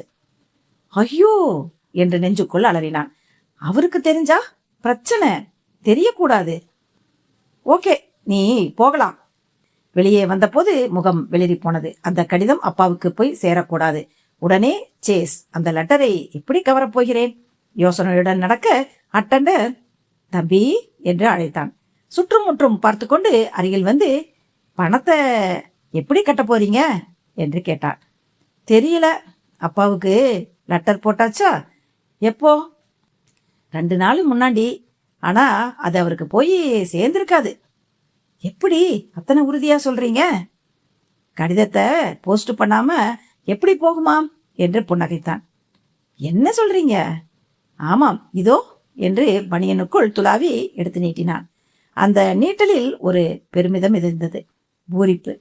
எனக்கு எவ்வளவு தருவ என்கிற எதிர்பார்ப்பு. ரொம்ப தேங்க்ஸ்பா, அத இப்படி கொடு. தர்றேன், அதுக்கு முன்னாடி என்ன கவனி. சாயந்தரம் வா. பாட்டில் யாருக்கு வேணும்? அப்புறம் 10,000. ஒரு கடிதத்துக்கு 10,000-ஆ? அப்போ போஸ்ட் பண்ணிடட்டா? வேண்டாம் என்றான் பதட்டத்துடன். பணம் பணம். பியூனில் ஆரம்பித்து மந்திரி வரை எல்லோருமே பணத்தில்தான் குறியாயிருக்கிறார்கள். பணத்தை சுவாசிக்கிறார்கள், பணத்தை சாப்பிடுகிறார்கள். எல்லோருமே சுரண்டல் பேர்வழிகள். என்ன சொல்றீங்க? இப்போ என்கிட்ட பணம் இல்ல, உடனே கொடுக்கணுங்கிறது இல்ல, கைக்கு வந்ததும் கொடுத்தா போதும். லெட்டரை கொடு என்று வாங்கி அதை பிரித்து பார்க்காமல் கூட கிழித்தெறிந்தான். லெட்டர் கிழித்தாயிற்று. சரி, கட்ட சொன்ன ஃபைனை எப்படி கட்டுவியா? யோசிக்கணும். அத்தியாயம் 7. மாலை நேர ஹாஸ்டல் வினோதமானது, விவகாரமானது. ரூமுக்கு ரூம் சலசலப்பு இருக்கும். கிரவுண்டில் ஆரவாரம், புல்வெளியில் வட்டமாய் தலைகள் குழுமி இருக்கும். அப்போதும் குழுமி இருந்தது. பசுபதி, சிரியான் உட்பட 10 பேர் அமர்ந்து மிக்சர் பேக்கெட்டை காலி பண்ணி கொண்டிருந்தனர். ஜிம்சன் வியர்வையை வழித்துக் கொண்டு வந்தான். உடலை பாதுகாப்பதில் அவன் சமர்த்து. ஆரோக்கியத்துக்கு நல்லது என்று எந்த பத்திரிகையிலாவது ஏதாவது போட்டிருந்தால் உடனே அதை செயல்படுத்தி பார்த்து விடுவான். இப்போதும் அப்படித்தான். புல்வெளியில் அருகம்புல் பறித்து குறித்து கொண்டிருந்தான். அப்போது கொஞ்சம் பின்னாலிருந்து வார்டன், ஜிம்சன் இப்படி வா என்று கத்தினார். அவன் திரும்பி பார்த்து, வாட்ஸ் என்னை எதுக்கு கூப்பிடுது? அவன் யோசனையுடன் வார்டனை பின்தொடர்ந்தான். அவர் தன் அறைக்குள் புகுந்து சுழல் நாற்காலியில் அமர்ந்து, அன்னைக்கு சுந்தரேசன் சாப்பாட்டுல சிக்கனை போட்டது நீதானே என்றார். நான் செய்யல சார். எனக்கு தெரியும், சுத்தமா விசாரிச்சுட்டு தான் வந்திருக்கிறேன். ரமணி ஐடியா கொடுத்தா, நீ அதை செயல்படுத்தின. சிக்கன் துண்டை பூரிக்குள்ள வச்சது உண்டா இல்லையா? ஜெயன் எல்லாவற்றையும் ஒப்புக்கொண்டான். செய்ய சொன்னதையும் சொல்லிட்டு ஜெயனும் ரமணியுமே காட்டி கொடுத்து விட்டார்களா? அவனுங்களை சும்மாவே விடக்கூடாது. டீசிங் வேண்டியதுதான். இல்லைங்கள, நீ ஜாலியா செஞ்சது எவ்வளோ பிரச்சனையை உண்டு பண்ணிடுச்சு பாத்தியா? சர்வர்கள் போராட்டம், சிக்கன மென்ன அலர்ஜியில அந்த சுந்தரேசன் 4 நாளா படுக்கையில ஜுரம். ஒரு அப்பாவியை இப்படி படுத்தலாமா? நீ ஸ்போர்ட்ஸ்மேன் என்பதால மன்னிக்கிறேன். போய் சுந்தரேசனிடம் மன்னிப்பு கேள். ஓகே சார் என்று வெளியே வந்தான். கிரவுண்டில் பந்துகள் உதைப்பட்டன, தரையில் தட்டப்பட்டன, கூடையில் போடப்பட்டன, வலையில் வீசப்பட்டன. ரமணியும் ஜெயனும் அறைக்குள். யோசனையில், ஜெயன், பணத்துக்கு என்ன பண்ண போற? தெரியலன்னு சொன்னா எப்படி? பேசாம உங்க அப்பா கிட்டயே சொல்லி வாங்கிக்கோயேன். அது முடியாது. கிட்ட போனா படிப்பே வேணாம்னு அத்தை பொண்ணுக்கு கட்டி வச்சிருவார். அப்போ வேற வழி? வா யோசிப்போம் என்று ஐடென்டி கார்டை குத்தி கொண்டு வெளியே வந்தான். ஐடென்டி கார்டு எப்போதும் அவர்களது சட்டை பையில் இருக்கும், ஒரு பாதுகாப்புக்கு. செகண்ட் ஷோ போய்விட்டு திரும்பும் போது போலீஸின் சந்தேக கண்ணிலிருந்து அது தப்ப உதவும். கார்டை காட்டினால் விட்டு விடுவார். அத்தியாயம் 8. சிஎஸ் அலுவலகம். பரமேஸ்வரன் அப்போது மிகவும் டென்ஷனாக இருந்தார். அப்போதென்றில்லை, கடந்த ஒரு வார காலமாகவே. என்னதான் ரீஜனல் ஆபீஸுக்கு பொறுப்பு வகித்தாலும் முதலாளி என்பவருக்கு அடிமைதானே. அவரது கேள்விகளுக்கு பதில் சொல்ல வேண்டிய பொறுப்பு இருக்கிறதே. வீட்டு நிலைமை உத்தேசித்து கம்பெனிக்கு பதகமில்லாத அளவில் சில வருடங்களாய் லாபத்தில் கணிசமாய் ரீட் போட்டு வந்திருக்கிறார். அப்படி இப்படி கணக்கு பண்ணினால் 50 லட்சம் தேரும் போல் இருக்கிறது. அவையெல்லாம் மகள்களின் கல்யாணத்தில் கரைந்து போயிற்று. ஊருக்கு வருகிற முதலாளியின் மகள் பழைய கணக்கை தோண்ட ஆரம்பித்தால் போச்சு. தோண்டாதவரை பிரச்சனையே இல்லை. அம்மணி எப்படிப்பட்டவள் என்பது தெரியாத சூழ்நிலையில் அந்த தொகையை எப்படியாவது சமாளித்தாக வேண்டும். கைவசம் அவரிடம் திட்டம் ஒன்று இருந்தது. ரிஸ்க் தான், ஆனாலும் வேறு வழி இல்லை. இத்தனை வருடங்கள் கௌரவமாய் வாழ்ந்துவிட்டு நேற்று பிறந்தவள் திடீரென எனக்கு கல்தா கொடுக்க நேர்ந்தால் அதை எப்படி தாங்கிக் கொள்ள முடியும்? கண்ணாடி சுவரின் திரைச்சிலையை ஒதுக்கி பின்பக்கம் சுழன்று அமர்ந்தார். செட்டில் கார்கள் புழுதி பூசி இருந்தன. வாட்ச்மேன் பீடியில். அருகில் கம்பெனி டிரைவர் அமர்ந்து தரையில் வாட்ச்மேனை பார்த்து பார்த்து அவனைப் போலவே சாக்பீஸால் படம் வரைந்து கொண்டிருந்தான். ஒவ்வொருவரிடமும் ஒவ்வொரு வித திறமை ஒளிந்து கிடக்கிறது. கார் ஓட்டுபவனுக்கும் கலைக்கும் என்ன சம்பந்தம்? இவனது திறமையை பத்திரிகைகளுக்கு தெரிவிக்கலாம், விளம்பரங்கள் வரையலாம். ஜன்னலை விலக்கி டிரைவர் என்று அதட்டினார். அவன் சட்டென நிமிர்ந்து எழ, அங்க என்ன பண்ணிக்கிட்டு இருக்கிற? சுவரில் கிறுக்குவது, தரையில் உன் கை சும்மாவே இருக்காதா? அவன் அதை காலால் எட்டி அழிப்பதற்குள் வாட்ச்மேன் நழுவியிருந்தான். டிரைவர் தன் யூனிஃபார்ம் வெள்ளை தொப்பியை மாட்டிக்கொண்டு குனிந்து டயரில் ரொம்ப அக்கறையுடன் காற்று பரிசோதிக்க கிளம்பினான். ஏய், ரூமுக்கு வந்துட்டு போ என்று ஜன்னலை இழுத்து மூடிக்கொண்டார். அவன் பயபக்தியுடன் தனக்கு சுண்டல் கிடைக்கப் போகிறது என்று நுழைந்தான். முதலாளியோட மகள் நாளைக்கு வர்றாங்க, தெரியுமில்லையா? சொல்லியிருக்கீங்க சார். அவங்கள ஸ்டேஷன்ல ரிசீவ் பண்ணி கம்பெனி பங்களாவில் பத்திரமா போய் தங்க வைக்கணும். என்ன? சரி சார். அவங்கள எனக்கு அடையாளம் தெரியாதே. தெரியாட்டி என்ன, சின்னதா பேனர் எழுதி வாசலில் நின்னுக்கோ, தானே உன்னை வந்து அவங்க கான்டாக்ட் பண்ணிட்டு வரப்போறாங்க. Idea sir. மறந்துடாத, நாளைக்கு ராத்திரி 7 மணிக்கு. டிரைவரை அனுப்புனதும் அவசரமாய் போனில் நம்பர் சுற்றி, hello Muthappa, I am Parameswaran. சொன்னது ஞாபகம் இருக்குல்ல? அவளை இரவு 7 மணிக்கு டெல்லி எக்ஸ்பிரஸ் கம்பெனி டிரைவர் பேனருடன் வந்து நிற்பான். அவனுக்கு முன்ன நீ பிரபாவை அபகரிக்கணும். 2 வாரத்துக்கு தலைமறைவா இருக்கட்டும். ஆமாம், வேற ஒன்னும் செய்ய வேண்டாம். பிரபாவின் படத்தையும் எடுத்துக்கிட்டு போ. முதலாளி கேட்டா என்ன சொல்வீங்க? முதலாளியா? அவரு ஸ்டேட்ஸுக்கு பறந்தாச்சு. அவருக்கு பிசினஸ பத்தி தான் சிந்திக்கிறதுக்கே நேரம் இல்லை. அவராவது மகளை பத்தி விசாரிப்பதாவது. அப்படியே கேட்டாலும் பத்திரமா வந்து சேர்ந்துட்டாங்கன்னு சொல்லிடுவேன். ஊர் சுத்தி பார்க்க போயிருக்கிறான்னு சொல்லிக்கலாம். அது ஒன்றும் பிரச்சனை இல்லை. ஜாக்கிரதை, யாருக்கும் சந்தேகம் வராதபடி நடந்துக்கணும். மறுநாள் மாலை 6 மணிக்கெல்லாம் டிரைவர் கம்பெனிக்காருடன் ஸ்டேஷனை அடைந்திருந்தான். அவனுடைய கையில் பேனர் இருந்தது. அதில் Cheers company welcomes miss Prabhadevi என்று முட்டை முட்டையாய் எழுதப்பட்டிருந்தது. அதை எழுதினதும் கூட அவன்தான். பேனரை கையில் பிடித்துக்கொண்டு பிளாட்பாரம் டிக்கெட் வாங்கினான். ரயில்வே டிஜிட்டல் கடிகாரத்தில் மணி பார்த்தான். கேன்டீனில் காபி. மணி பார்த்தான் 6:30. இன்னும் அரை மணி நேரம். பிளாட்பாரங்களில் அதிக அகதிகளாக ஜனங்கள் அலைமோதினர். பிளாஸ்கில் தண்ணீர் பிடித்தனர். கோடு கோடாய் டிவியில் விளம்பரம் பார்த்தனர். டிராலிகள் முரண்டோடின. சிவப்பு சட்டைக்காரர்கள் ரயில் வந்து நிற்பதற்குள்ளேயே கேரோ செய்தனர். அப்போது your attention please, Delhi express அரை மணி நேரம் தாமதமாக வந்து சேரும். டெல்லி எக்ஸ்பிரஸில் அவனுக்கு வெறுப்பாய் வந்தது. அரை மணி லேட் என்றால் இன்னும் 1 மணி நேரம் காக்க வேண்டும். அதுவரை என்ன செய்வதாம்? காலியாய் கிடந்த இருக்கை ஒன்றில் ஓடிப்போய் அமர்ந்து கொண்டான். பேனர் குச்சியை நாற்காலியோடு சேர்த்து நிறுத்தி வைத்துவிட்டு பேண்டிலிருந்து பேப்பரை எடுத்தான். பென்சில். அவனுக்கு நேர் எதிரில் தான் ஜெயனும் ரமணியும் அமர்ந்திருந்தனர். ஜெயனின் முகத்தில் வாட்டமில்லை. ரமணி புத்துணர்ச்சியுடன் இருந்தான்.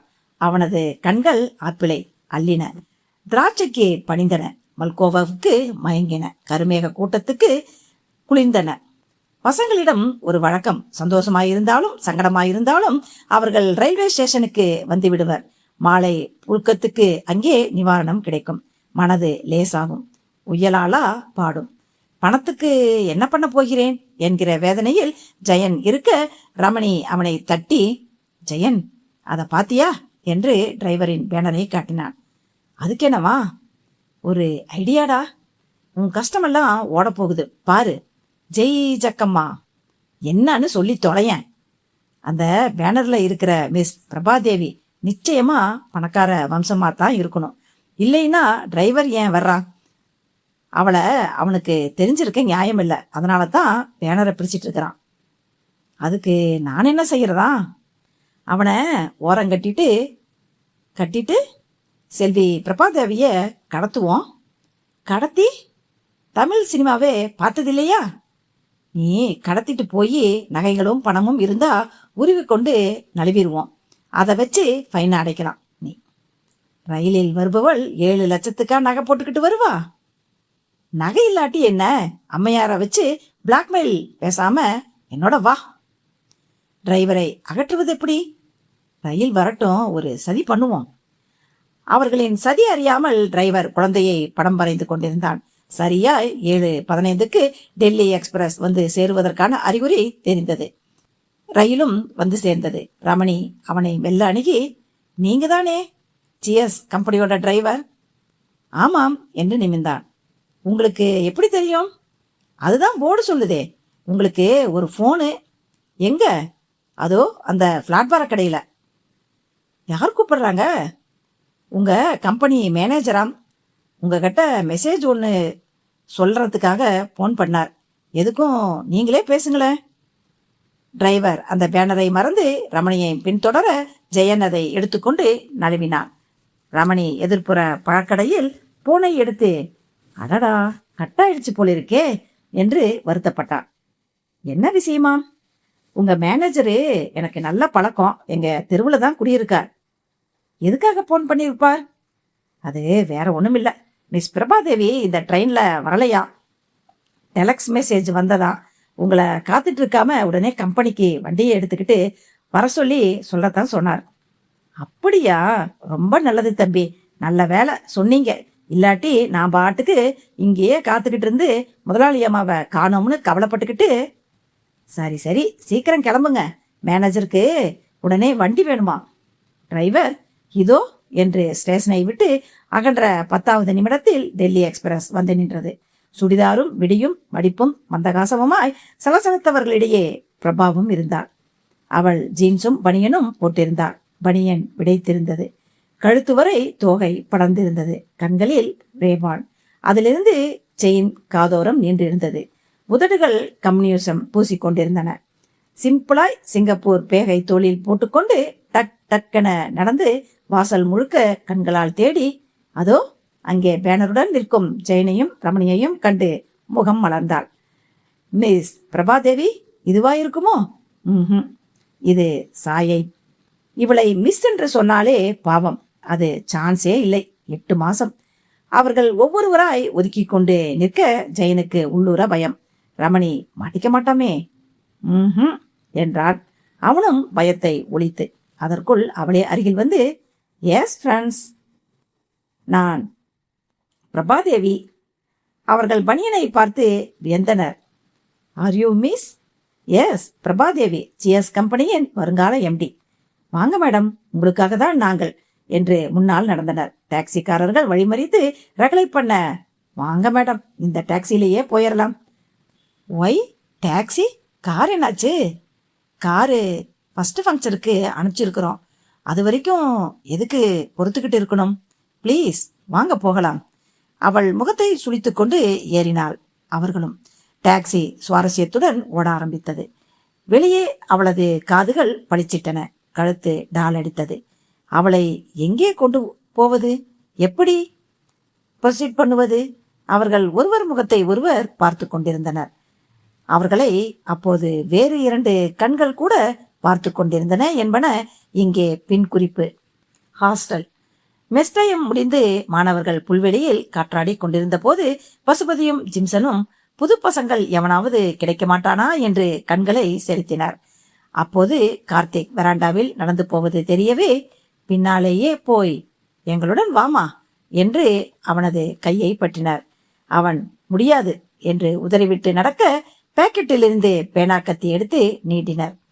இது என்னன்னு, இதால என்ன பண்ணலாம்னு தெரியுமில்ல? வாய திறக்க கூடாது. வயசுல மூத்தவங்களுக்கு மரியாதை தரணும். கூப்பிட்டா வரணும், ஓடக்கூடாது. என்ன தெரிஞ்சுதா? அவன் மிரட்சியுடன் பார்த்தான். நான் என்ன செய்யணும்? ராத்திரி 11 மணிக்கு ஹாஸ்டலுக்கு பின்னாடி பக்கம் இருக்கிற தோப்புக்கு வரணும். வந்து அத அங்கு வந்ததும் சொல்றோம். என்ன? சரி. இந்த விஷயத்த வெளியே யார்கிட்டயாவது மூச்சு விட்டையோ தெரியும் செய்தி. அத்தியாயம் 9. வெளியே மழை தூறிக்கொண்டிருந்தது. லைட் வெளிச்சத்தில் அவை படலம் படலமாய் இறங்கின. பரமேஸ்வரன் நிலை கொள்ளாமல் அலுவலகத்தில் நடந்து கொண்டிருந்தார். இடையிடையே போனை முறைத்தார்.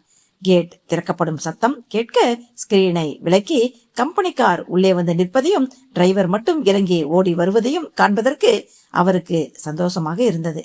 டிரைவரிடம் பிரபா அகப்படவில்லை. Thank god. நம்மாளு அவளை பத்திரமா பதுக்கி இருக்கணும்.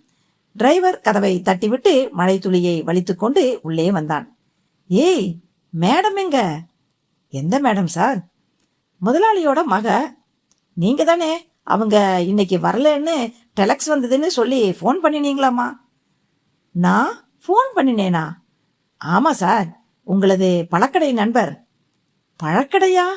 அவருக்கு அதிர்ச்சியா ஆயிற்று. ஒருவேளை நான் ஏவினவன் தான் அப்படி நாடகமாடி இவனை திருப்பி அனுப்பியிருப்பானோ? அதுவும் கூட ஒரு வகையில் நல்லதுதான். ஏய், என்னப்பா சொல்ற நீ? நான் யாருக்கும் ஃபோன் பண்ணலையே. யாருடைய பேச்சையோ கேட்டுக்கிட்டு மேடத்தை கோட்டை விட்டுட்டு வந்து நிக்கிறியே. என்ன சார் சொல்றீங்க? சே, முதலாளியோட மகள் வருவது தெரிஞ்சு யாரோ இடையில விளையாடி இருக்காங்க. மடத்தனமா வந்து நிக்கிறியே. அவங்களுக்கு என்னாச்சோ, என்ன ஆபத்தோ? முதலாளிக்கு நான் என்ன பதில் சொல்வேன்? டிரைவருக்கு நடுக்கமாயிற்று. இப்படியும் கூட நடக்குமா? நான் வேண்டுமானால் திரும்ப ஸ்டேஷனுக்கு போய் பார்த்துட்டு வந்துட்டுமா சார்? இனி போய் பிரயோஜனம் இல்லை. சரி, மசமசன்னு நிக்காம ஓடு. டிரைவர் காரை எடுத்துக்கொண்டு கிளம்பியதும் பரமேஸ்வரனுக்கு சந்தோஷமா ஆயிற்று. நம்மாள் கில்லாடி பிரபாவை அழுங்காமல் கொண்டு போயிருப்பான். தெரிந்த ஹோட்டல் ஒன்றில் அடைத்து வைத்திருப்பான். இன்னும் கொஞ்ச நேரத்தில் போன் பண்ணுவான். எதிர்பார்த்தபடியே போன் அழைத்தது. எடுக்க அவர் ஏவின முத்தப்பா தான் பேசினான். ஆனால் அவனது குரலில் சுரத்தில்லை. சார், தப்பு நடந்து போச்சு. என்னடா? பிரபாதேவிய என்னால கண்டுபிடிக்க முடியல. கும்பலில் எப்படியோ தவறிவிட்டாள். என்ன மன்னிச்சிடுங்க சார். நீங்க கொடுத்த அட்வான்ஸை திருப்பி கொண்டாந்து கொடுத்துட்றேன். அட்வான்ஸா இப்ப முக்கியம்? பிரபா அவ எங்க போனா, யாருடன் போனா தெரியல. அவருக்கு வியர்த்தது. நான் ஒரு பிளான் பண்ணினால் டாட்டா காட்டிவிட்டு வேறு யாரோ அவளை கடத்தி போயிருக்கிறார்கள். ஏன்? எதற்கு? எங்கே கொண்டு போய் வைத்திருக்கிறார்கள்? அவர்களது நோக்கம் என்ன? பரமேஸ்வரனுக்கு பதட்டமாயிற்று. முதலாளி கேட்டால் நான் என்ன பதில் சொல்ல போகிறேன்? உடனே போலீஸில் சொல்லியாக வேண்டும். அவளது உயிருக்கு ஆபத்து ஏதாவது என்றால்? நோ. ஹாஸ்டல். 11 மணிக்கு சுற்றுப்புறத்தில் அமைதி பொங்கிற்று. 1-2 அறைகளில் 0 வாட்ஸ் மட்டும் விழித்திருந்தது. மைதானத்துக்கு நேர் மேலே ஆகாயத்தில் சொட்டு நீளம் நிலவை காணோம். நாய்கள் உல்லாசமாய் திரிந்தன. டூயட் பாடின. கார்த்திக்கு தூக்கமாய் வந்தது. கண் எரிந்தது. அரைக்கதவை பூட்டிக் கொண்டு வெளியே வந்தான். சீனியர்களின் மேல் அவனுக்கு கோபமாய் வந்தது. ரேக்கிங்க்கும் ஒரு அளவில்லையா? நடுஜாமத்திலா வர சொல்வார்கள்? போகாவிட்டாலும் பிரச்சனை. ரிப்போர்ட் பண்ணினால் இன்னும் இடைஞ்சலாகும். சுற்றும் முற்றும் பார்த்து கொண்டு நடந்தான். அவன் லுங்கியை கட்டியிருந்தான். கழுத்தில் செயின், மணிக்கட்டில் கர்ச்சீப்பை சுற்றியிருந்தான். அதற்குள் பிளேடு இருந்தது. பசங்கள் ரொம்ப துன்புறுத்தினால் ஒரே கீறு. செக்ரட்டரியின் சீற்றம் ஒரு பக்கம், இவர்களின் சீண்டல் மறுபக்கம். இவற்றிலிருந்து எப்படி விடுபட போகிறேன்? கட்டிடங்களை கடந்தான். கேட்டில் வாட்ச்மேன் தூக்கத்தில். ரோட்டில் இருந்து வாகனங்களின் இரைச்சல் கேட்டது. ஆட்டோக்கள் அலறிக்கொண்டு ஓடின. பின்பகுதியில் மரங்களர்ந்து இருண்டு கிடந்தது. காற்றின் வேகத்தில் தென்னை மட்டைகள் சரசரத்தன. மழை பெய்து தரையில் சடசடப்பு. சகதி செருப்பை கவ்விற்று. மெஸ்ஸுக்கு பின்புறத்து பைப்பிலிருந்து நீர் ஒழுகி ஓடிற்று. அருகில் சாக்கடை நாறிற்று. எங்கே அவர்கள்? இங்கு எதற்காக வர சொன்னார்கள்? என்னை என்ன பண்ண போகிறார்கள்? இருட்டு பயமுறுத்தியது. இப்போது நடு தோப்பு, நடு ஜாமம். காற்று விஷ் விஷ் என்று மோதியது. கார்த்தி கிசுகிசுப்பாய் குரல் மிதந்து வர திரும்பி பார்த்தான். எவரும் தென்படவில்லை. யாராவது அழைத்தார்களா? இல்லை பிரம்மையா? கார்த்தி கார்த்தி கார்த்தி குரல் தொடர்ந்து கேட்க 4 பக்கமும் திரும்பி பார்த்தான். எவருமே இல்லை. அவனுக்கு குப்பென்று வியர்த்து போயிற்று. பேசாமல் ஓடிவிடுவோமா? மிரள மிரள பார்த்தபடி பின்வாங்கினான். கார்த்தி கார்த்தி. இம்முறை குரலுடன் சிரிப்பும் தொடர்ந்தது. அவனுக்கு வயிறு கரைந்தது. தொண்டை வறண்டு போயிற்று. நாக்கில் வறட்சி. புல்வெளியில் என்னவோ பொத்தென விழ நெஞ்சு தடுக்கிட்டது. ஏய், பயந்துட்டியா? அதுவரை மரங்களில் பதுங்கியிருந்த பசுபதியும் ஜிம்சனும் சிரித்தபடி வெளிப்பட்டு, பயந்துட்டியா என்று தோளில் தட்ட ரொம்ப பயமாயிற்று. பயப்படாத, இதில் பயப்பட என்ன இருக்குது? ராத்திரி முழுவதும் இங்கே நின்னா எல்லாம் சரியாயிடும். ராத்திரி முழுக்கவா? ஆமாம், அதுவும் இந்த கோட்டையை விட்டு நகரக்கூடாது என்று ஜிம்சன் அவனை சுற்றி ஒரு வட்டம் வரைந்தான். ஆடக்கூடாது, அசையக்கூடாது. நாங்க ரூம்ல இருந்து வாட்ச் பண்ணிக்கிட்டே இருப்போம். நான் என்ன தப்பு பண்ணினேன்? சீனியர்களை மதிக்காதது தப்பு. அப்படியே தப்பே பண்ணலைன்னா கூட புது பசங்களுக்கு இது உண்டு.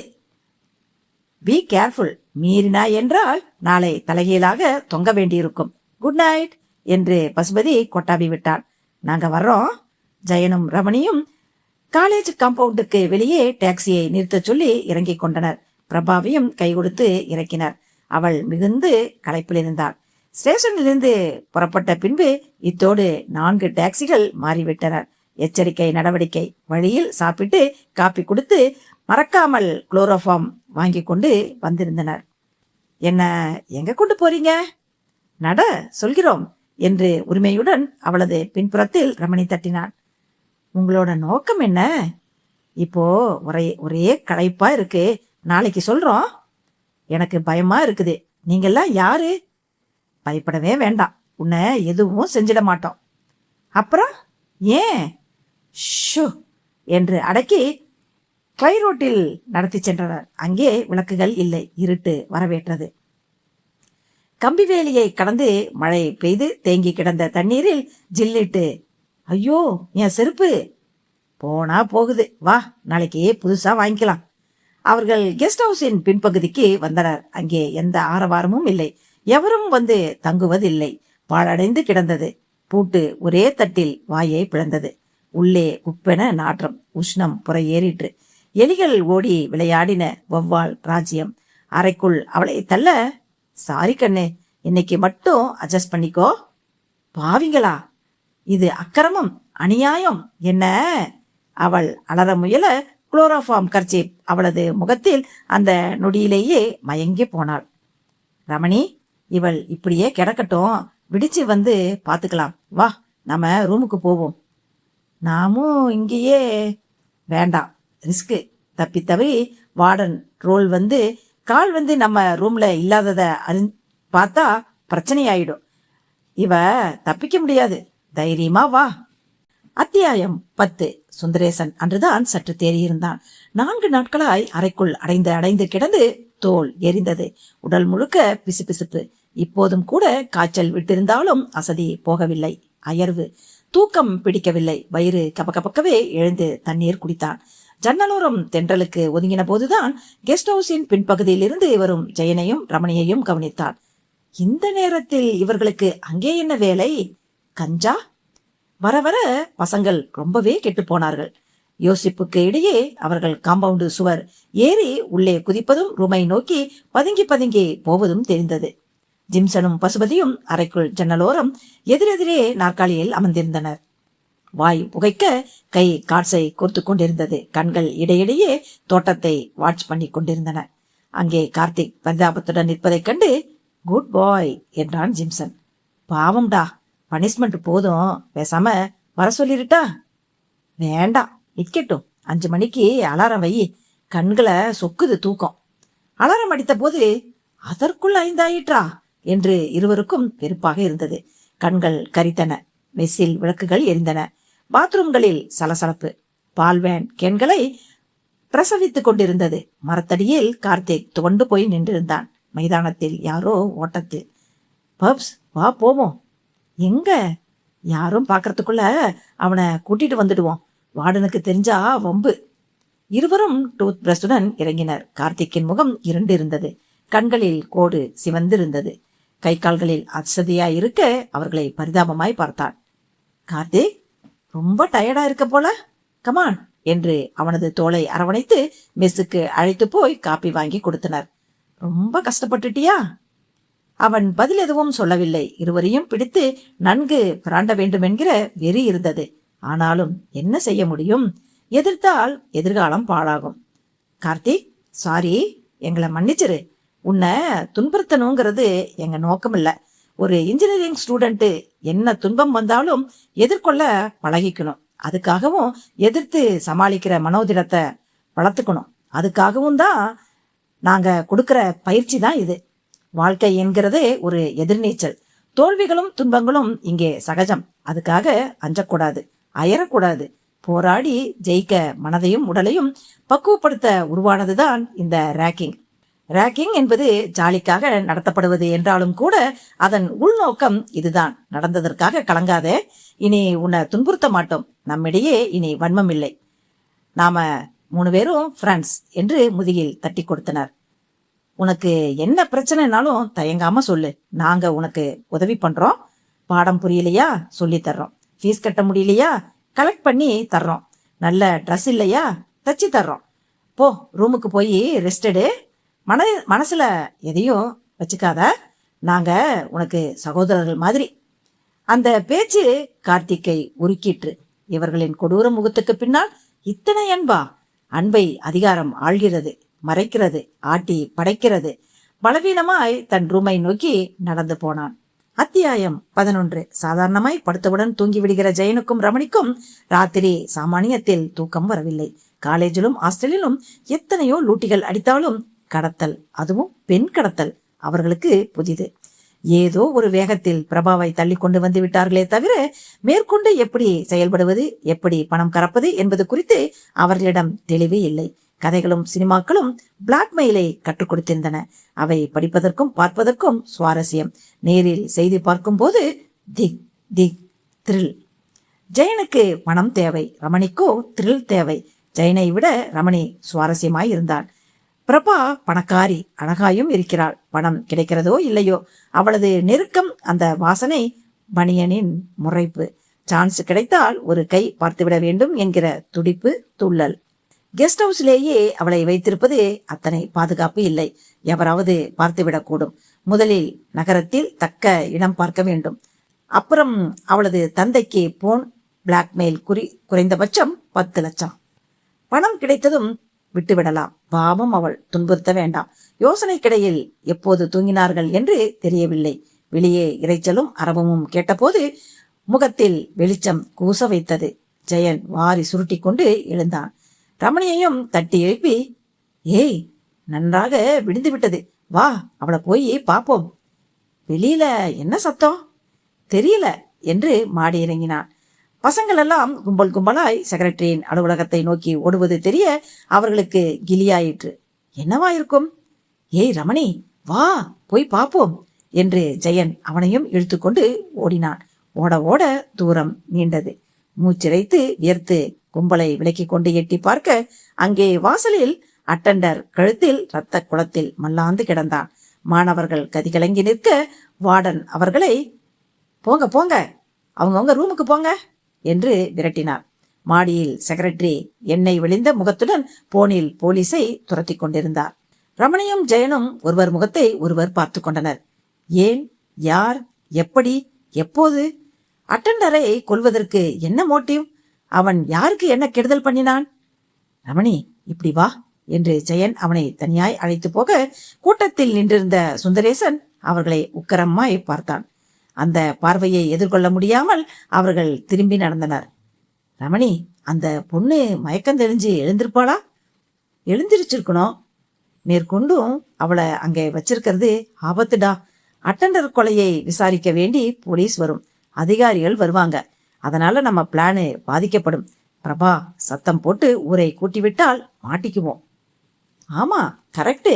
அவளை கெஸ்ட் ஹவுஸ்லேருந்து வெளியேற்றுறது தான் நல்லது. எல்லோருடைய கவனமும் அட்டண்டர் மேலேயே இருக்க இருவரும் திரும்பி ஹாஸ்டலுக்கு வந்தனர். காம்பவுண்டு ஏறி குதித்து கெஸ்ட் ஹவுஸுக்கு சுற்றுமுற்றும் பார்த்து கொண்டு நடந்து பின்வழியே உள்ளே பிரவேசித்து அறைக்குள் பார்த்தவர்களுக்கு அதிர்ச்சி. பிரபாவை அங்கே காணவில்லை. காணவில்லை என்றால் என்ன அர்த்தம்? எங்கே போனாள்? வெளியே பூட்டியபடி இருக்கிறது. வெளியே போயிருக்க வழியில்லை. இங்குதான் எங்காவது. ஒவ்வொரு அறையையும் அலசினார்கள். காணவே காணோம். அவர்களுக்கு வியர்த்தது. கை கால்களில் நடுக்கம். ஏமாற்றிவிட்டு போய்விட்டாளே என்கிற கவலை ஒரு பக்கம், தங்களை காட்டி கொடுத்து விடுவாளோ என்கிற பயம் மறுபக்கம். பிரபா சாதாரண ஆள் இல்லை போலும். தானாக தப்பிக்கிற அளவுக்கு வலிமை பெற்றிருக்கிறாள். அவளை இங்கே கொண்டு வந்ததே தப்பு. ராத்திரி படுக்க போன போது எப்படியும் 12 மணி இருக்கும். விடியற்காலை 4 மணிக்கெல்லாம் ஹாஸ்டல் சலனம் ஆரம்பித்துவிடும். காய்கறி வண்டி, பால் வண்டி என்று நடமாட்டம் இருக்கும். இடைப்பட்ட 4 மணி நேரத்தில் பிரபா தப்பித்து போயிருக்கிறாள். அட்டண்டரும் கொல்லப்பட்டிருக்கிறாள். இரண்டுக்கும் சம்பந்தம் இருக்குமோ?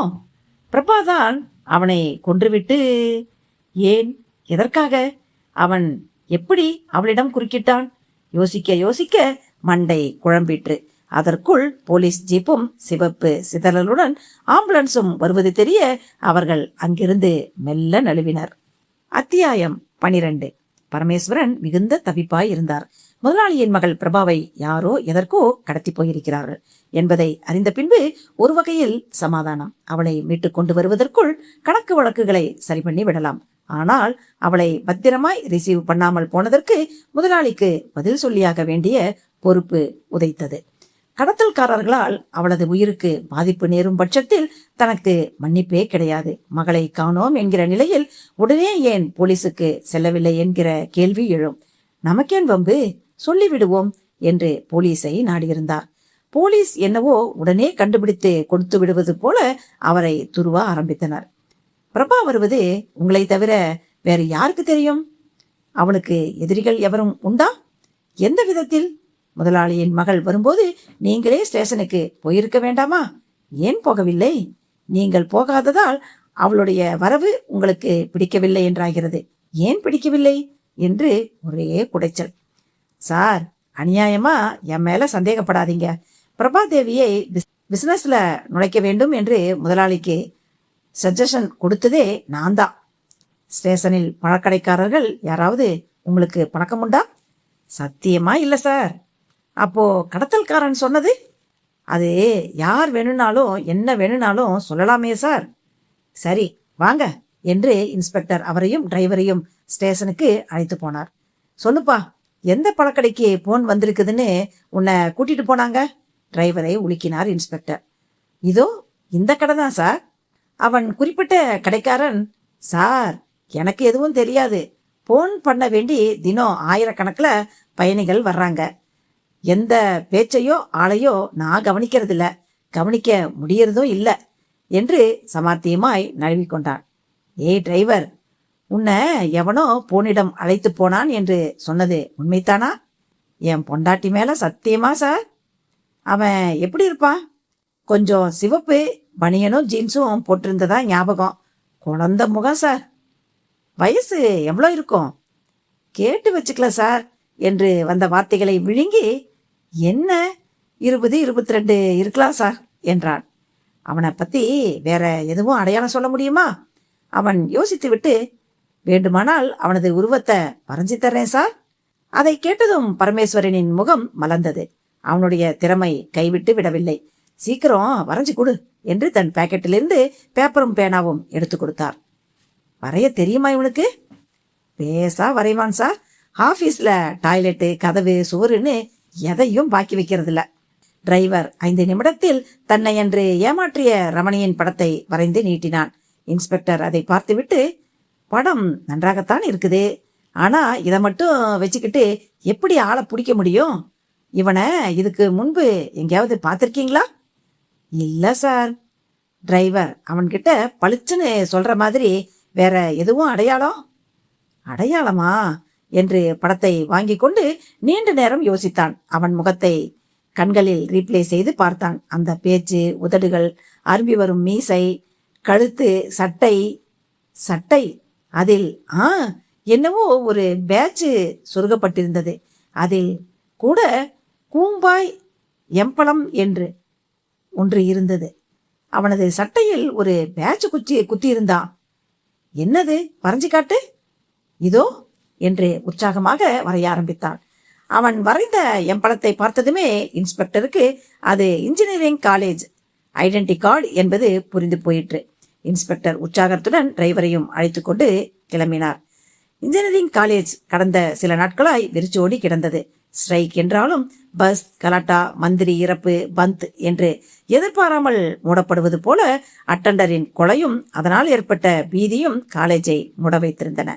போலீஸ் சம்பந்தமில்லாமல் கேஸை குழப்பி மாணவர்களையும் ஸ்டாஃப்ஸையும் விசாரிக்க கிளம்பினதால் இப்போதைக்கு திறக்க வேண்டாம் என்கிற மூடில் இருந்தனர். எல்லோருக்குமே ஒரே ஓர் ஐயம்தான். அட்டண்டரை போய் எதற்காக கொலை பண்ண வேண்டும்? அதன் பின்னணியில் உள்ள சக்தி எது? போலீஸின் சந்தேக கண் செக்ரட்டரியின் மேலும் இருந்தது.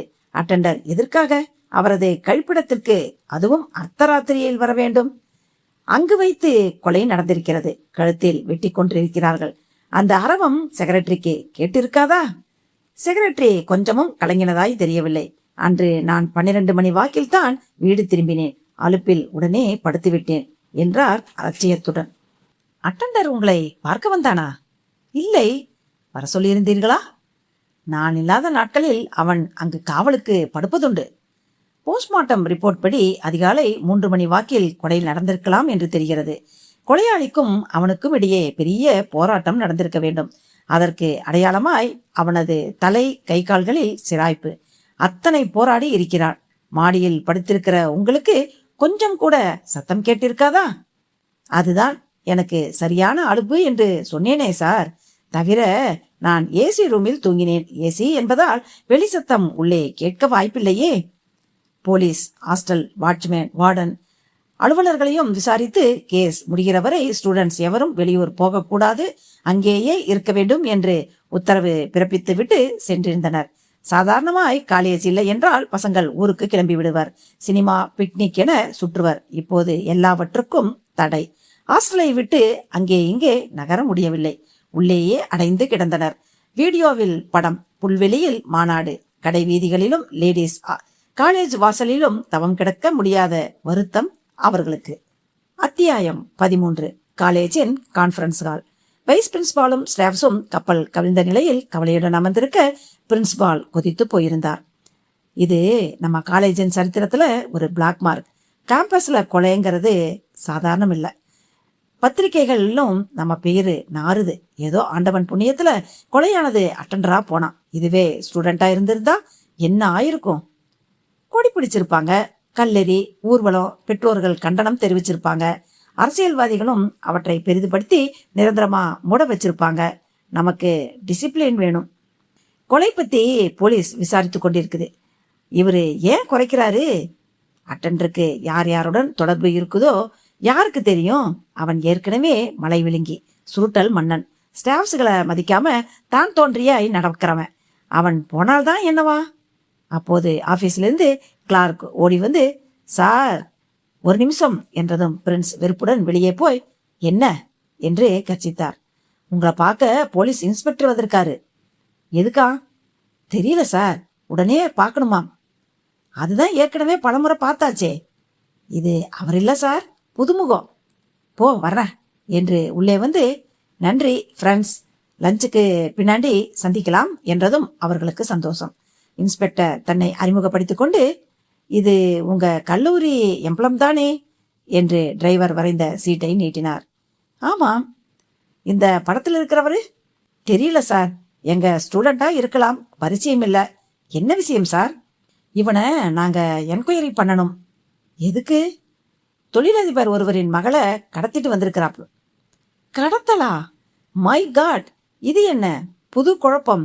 இப்போதுதான் வேறொரு என்கொயரி ஓஞ்சிருக்குது. அது முடியறதுக்குள்ள இன்னொன்னா? Are you sure? இவன் தான் கடத்தினான் என்பது உறுதியா? எஸ், 100%. பிரின்ஸ் பெல்லடித்து அட்மிஷன் ஆபீசரை வரவழைத்தார். இந்த படத்துல இருக்கிற பையன் எந்த செக்ஷன் பார்த்து இமிடியேட்டா சொல்லுங்க. 5ஆம் நிமிடம் அவன் ஜாதகத்தையே கொண்டு வந்து ஒப்பித்தார். பெயர் ரமணி, வயது 21, ஃபைனல் இயர் இன்ஜினியரிங், ஹாஸ்டலில் தங்கியிருக்கிறான். நன்றி சார் என்று இன்ஸ்பெக்டர் எழுந்தார். ஹாஸ்டலுக்கு எப்படி போகணும்?